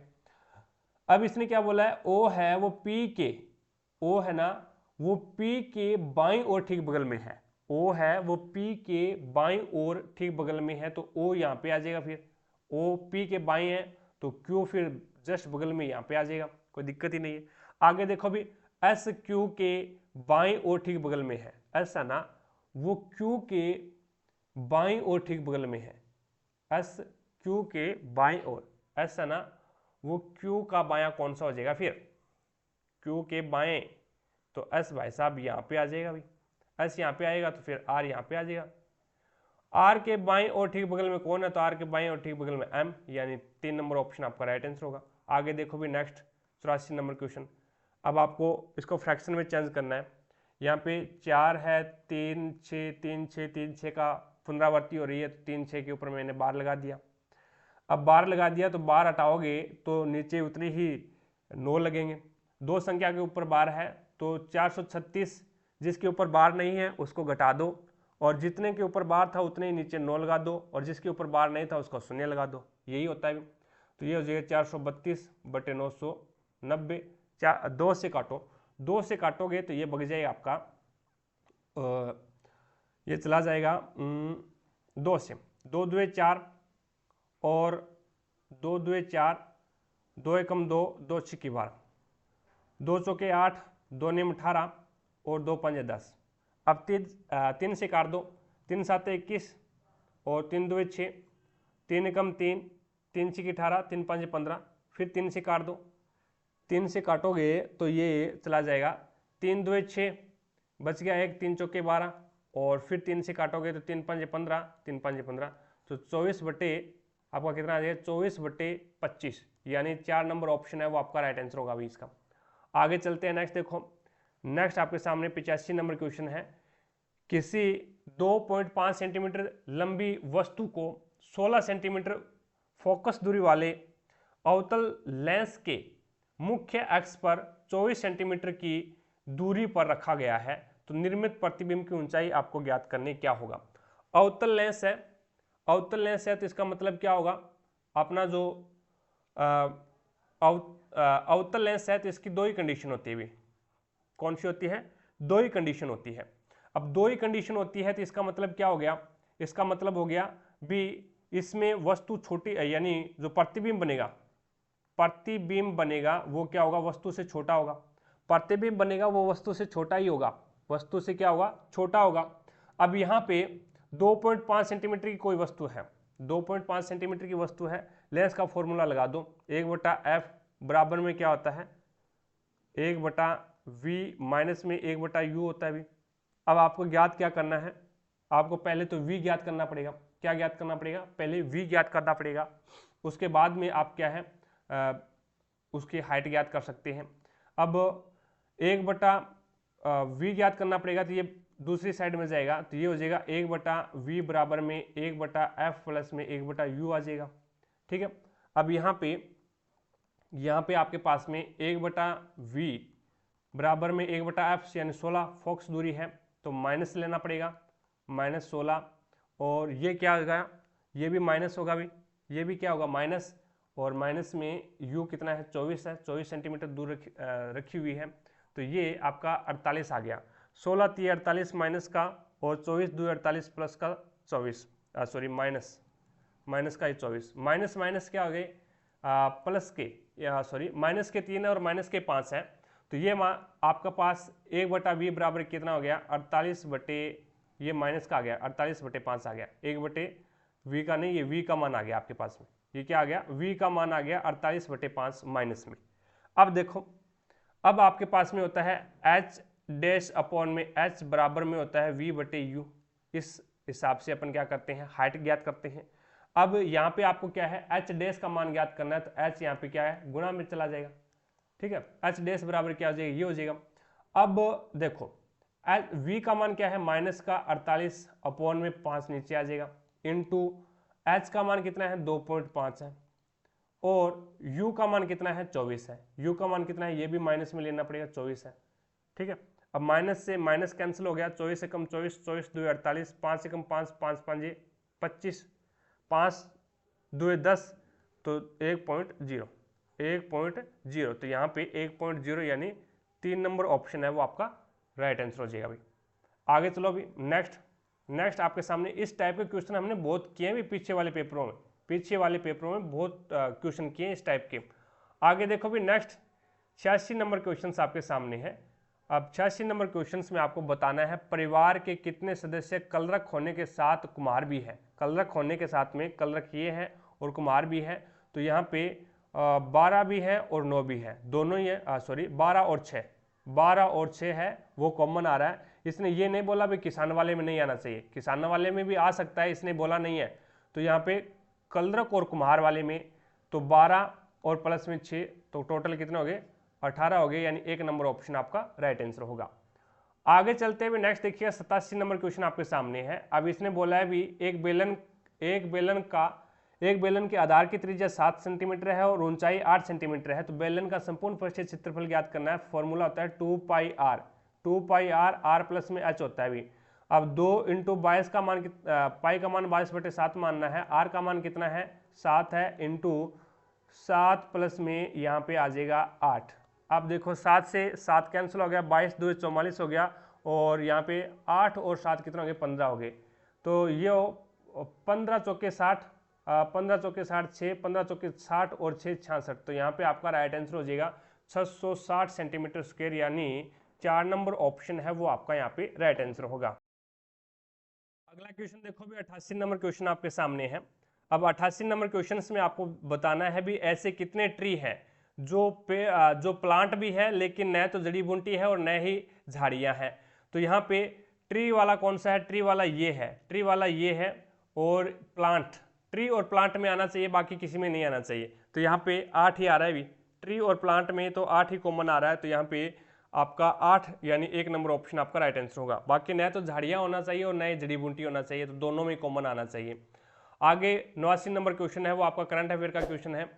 आगे चलते हैं नेक्स्ट देखिएगा 90 नंबर क्वेश्चन बोलता है ये भी, निम्न में से क्या जलीय जीवों का उत्सर्जी उत्पाद है? जलीय जीवों का उत्सर्जी उत्पाद कौन सा होता है? तो वो अमोनिया होता है। भी क्या होता है? अमोनिया NH4 होता है, NH4 होता है और सबसे विषाक्त होता है। और 3 नंबर ऑप्शन है वो आपका यहाँ पे राइट आंसर होगा। ठीक है, आगे चलते हैं भी। नेक्स्ट आपके सामने 91 नंबर क्वेश्चन आपके सामने है। इनमें से कौन सा वन गुजरात राज्य में स्थित है? कौन सा वन है वो गुजरात राज्य में स्थित है? तो गिर वन है वो गुजरात राज्य में हो जाएगा। 3 नंबर ऑप्शन आपका राइट आंसर होगा।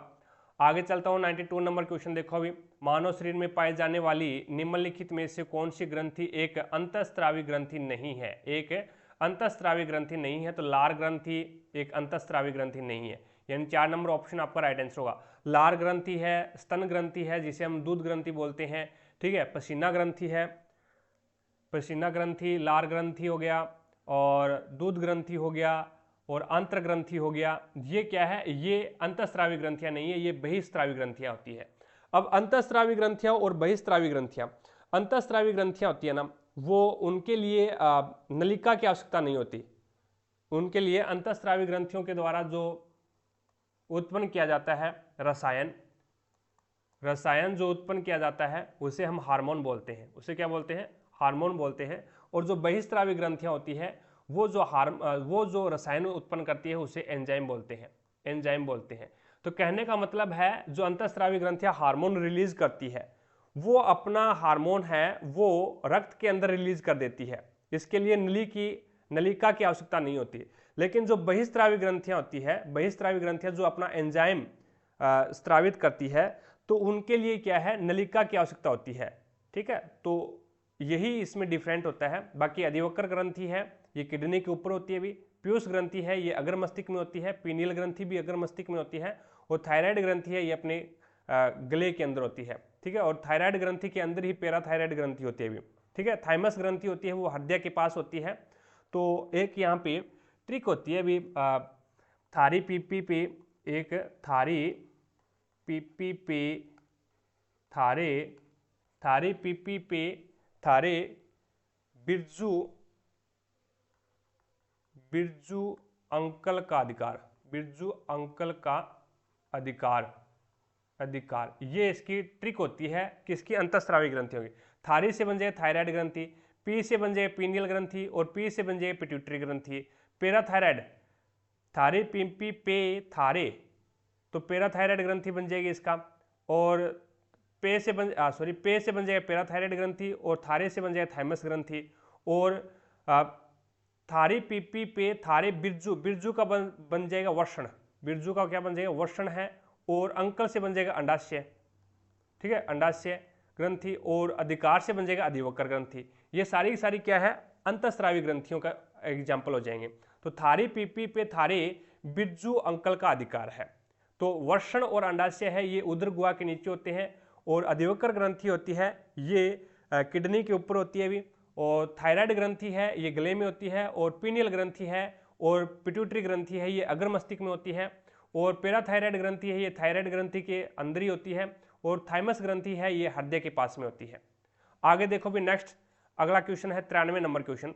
93 नंबर क्वेश्चन में इसने बोला है 8 आदमी है, 8 कैंडिडेट है और वो एक वर्गाकार मेज के ऊपर बैठे हैं। ये लो वर्गाकार मेज पे बिठा दिया, 1 2 3 4 और 4 इसके अंदर है भी। ठीक है, अब इसने बोला भी इनमें से कोनों पे बैठे हैं और कुछ भुजाओं के मध्य में बैठे हैं। ई है वो किसी कोने पे बैठा है, ठीक है, और तथा एफ के बाईं ओर ठीक बगल में बैठा है। तो एफ के बाईं ओर ठीक बगल में ई बैठ गया, कोई दिक्कत नहीं है। और ए के दाईं ओर ठीक बगल में, तो ए यहाँ पे आ जाएगा। फिर ई है वो ए के दाईं ओर ठीक बगल में है। अब इसने बोला है भी एच जी और सी क्रमशः ई ए और एफ के ठीक सामने है। तो यहाँ पे एच है वो किसके सामने होगा? ई के सामने होगा, तो यहाँ पे एच आ जाएगा। जी है वो ए के सामने होगा, तो यहाँ पे जी आ जाएगा। और सी है वो एफ के सामने होगा, तो यहाँ पे सी आ जाएगा। अब इसने बोला क्या है? डी है वो सी के दाईं और ठीक बगल में है। सी का दायां ये हो जाएगा और ठीक बगल में डी आ जाएगा यहाँ पे। अब इसने आगे क्या बोला है? निम्नलिखित में से बी फिर यहाँ पे आ जाएगा। बी के दाईं और ठीक बगल में, बी का दायां कौन सा हो जाएगा? ये, तो यहाँ पे क्या है? ठीक बगल में जी, तो जी आपका राइट आंसर होगा। 94 नंबर क्वेश्चन देखो भी करंट अफेयर का है, आगे चलता हूँ। नेक्स्ट 95 नंबर क्वेश्चन देखिए, 5 डिब्बे हैं, एक के ऊपर एक रखा गया है, इसमें ये क्रम नहीं है, आगे इसने क्रम बताया है। टी और वाई के बीच में केवल 2 डिब्बे रखे गए हैं, टी और वाई के बीच में केवल 2 डिब्बे रखे गए हैं, किंतु टी न तो सबसे नीचे है, और न ही सबसे ऊपर है। अब इसकी 2 ही कंडीशन लागू हो सकती है, टी है वो न तो सबसे ऊपर है और न ही सबसे नीचे है। अब अगर देखें वे सबसे ऊपर नहीं है तो इसका मतलब एक इसके ऊपर और आएगा, 5 कैंडिडेट हैं, 5 डिब्बे हैं, तो इसका मतलब क्या हो गया, टी सबसे ऊपर नहीं है, इसका मतलब हो गया भी टी के ऊपर कोई ना कोई और है। तो इसकी कंडीशन क्या होगी, नीचे से 1 2 3 4, नीचे से चौथी हो जाएगी। अगर ये मैं मानता हूं भी टी है वो नीचे नहीं है, सबसे नीचे नहीं है, तो इसका मतलब टी यहाँ पे आ गया, एक इसके नीचे आ गया और 2 इसके बीच में, टी और वाई के बीच में 2, तो एक कंडीशन ये भी बनती है। तो टी नीचे से कौन सा हो जाएगा, दूसरा। भी एक सीक्वेंस तो ये बनती है और एक सीक्वेंस ये बनती है, अगर सबसे ऊपर नहीं है तो ऊपर एक कैंडिडेट आ जाएगा, सबसे नीचे नहीं है तो एक नीचे कैंडिडेट आ जाएगा। तो यहाँ पे नीचे से दूसरा और नीचे से चौथा, 2 ही कंडीशन बनती है इसकी संभावित। आगे देखो भी नेक्स्ट 96 नंबर क्वेश्चन देखो। 96 नंबर क्वेश्चन आप कर सकते हैं भी, निकटतम मान आपको बताना है इसका, ठीक है। पहले आप गुणा करोगे और उसके बाद में जोड़ घटाव कर सकते हैं, ठीक है, ये करना है इसमें, और निकटतम मान आपको बताना है। आगे देखो भी नेक्स्ट, ये बढ़िया वाला क्वेश्चन है, चुटकियों में सोल्व कर देंगे अपन। देखो इन सभी की पावर आपको कितना दे रखा है, अंदर क्या दे रखा है उसका कोई लेना देना नहीं है अपने को। पावर कितनी दे रखी है, 0 दे रखी है, किसी की पावर 0 हो उसका मान क्या होता है, 1 होता है। आगे क्या है, प्लस, और आगे क्या है 8, 1 + 8 9, यानी 1 नंबर ऑप्शन। बड़ा सा सवाल, छोटा सा आंसर। आगे चलते हैं भी नेक्स्ट, यानी कोई भी संख्या है उसका पावर अगर 0 है तो उसका मान हमेशा 1 होता है, ठीक है। 98 नंबर क्वेश्चन देखो। 98 नंबर क्वेश्चन में आपको क्या बोला है, 2x - 3y + 7z और 4z माइनस में 5x के योगफल, यानी इनको जोड़ना है।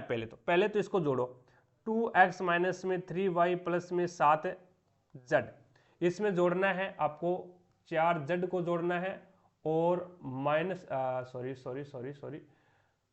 माइनस का 5x है, 5x, और यहाँ पे है आपका 4z, ये प्लस का है।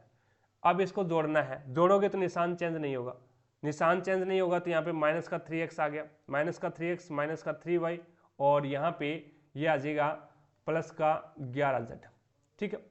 अब इसको क्या है, योगफल को, ये जो योगफल आया है उसको 12x माइनस z से घटाना है, 12x माइनस z से इसको घटाना है। इसको घटाओगे तो x का x के सीध में लिख दो, घटाओगे तो 3x, और यहाँ पे प्लस का 11z है और माइनस का 3y है भी, ठीक है। अब देखो घटाओगे तो निशान चेंज हो जाएगा, ये प्लस, ये माइनस का तो प्लस का हो जाएगा, ये माइनस का हो जाएगा, और ये माइनस का है तो ये प्लस का हो जाएगा। तो 12x और 3x 15x हो जाएंगे। ये क्या है, माइनस का z है, और यहाँ पे क्या है, माइनस का 11z है, तो ये कितना हो जाएगा, माइनस का 12z, और यहाँ पे क्या है, प्लस का 3y, तो ये आ जाएगा आपके पास में, ये देख लो। यानी 15 नंबर ऑप्शन, 4 नंबर ऑप्शन है वो आपका राइट आंसर होगा। 99 नंबर क्वेश्चन देखो भी। 99 नंबर क्वेश्चन आपके सामने है, भारत हैवी इलेक्ट्रिकल्स लिमिटेड का निगमन निम्न में से किस वर्ष हुआ था, तो 1964 में हुआ था। 1964 यानी 1 नंबर ऑप्शन आपका राइट आंसर होगा। आगे देखो भी 16 नंबर क्वेश्चन आपके सामने है, नाभिकीय कमान प्राधिकरण नीति आयोग कैबिनेट की नियुक्ति समिति, परमाणु ऊर्जा विभाग, अंतरिक्ष विभाग और कार्मिक लोक शिकायत और पेंशन मंत्रालय का प्रमुख इनमें से कौन सा है, तो वो प्रधानमंत्री हो जाएगा। कौन हो जाएगा भाई, प्रधानमंत्री हो जाएगा, यानी 2 नंबर ऑप्शन है वो आपका राइट आंसर होगा। तो इस प्रकार से हमने एक पेपर है वो और कंप्लीट कर लिया है, टोटल 22 पेपर कंप्लीट कर लिए अपन ने। आई होप आपको प्रत्येक क्वेश्चन है वो अच्छे तरीके से समझ में आया होगा भी। अगर फिर भी कोई भी क्वेश्चंस में आपको डाउट लगती है तो मुझे कमेंट सेक्शन में कमेंट करें भी, आपके डाउट को क्लियर किया जाएगा, ठीक है। और क्लास पसंद आई है तो दिल से लाइक जरूर करें ताकि हमारा भी मोटिवेशन बना रहे, और कमेंट सेक्शन में अपना फीडबैक जरूर दीजिएगा ताकि हमें भी पता लगे भी आपको समझ में आ रहा है या नहीं आ रहा है, क्लास कैसी लगी है, ठीक है। और चैनल पर नए हैं तो चैनल को सब्सक्राइब कर लें, पास में लगे बेल आइकन को जरूर दबा लें ताकि अपन जैसे ही नेक्स्ट वीडियो लेके आए तो उसका नोटिफिकेशन सबसे पहले आपके पास पहुंचे और आप तुरंत उसका लाभ उठा सको। रेलवे ग्रुप डी के पिछले 2022 में 99 पेपर हुए थे, 99 के 99 कंप्लीट करवाऊंगा, इसी चैनल पे करवाऊंगा। तो चैनल को सब्सक्राइब करके पास में बेल आइकन को जरूर दबा लें ताकि अपन जैसे ही नेक्स्ट वीडियो डालेंगे तो उसका नोटिफिकेशन सबसे पहले आपके पास पहुंचे और आप तुरंत उसका लाभ उठा सको। ज़्यादा से ज़्यादा शेयर किया करो अपने दोस्तों के साथ में ताकि उनको भी पता लगे भी रेलवे ग्रुप डी में किस टाइप के क्वेश्चन पूछे जाते हैं। तो आज की क्लास में इतना ही भी, मिलेंगे अपन नेक्स्ट क्लास में, तब तक के लिए जय हिंद, जय भारत।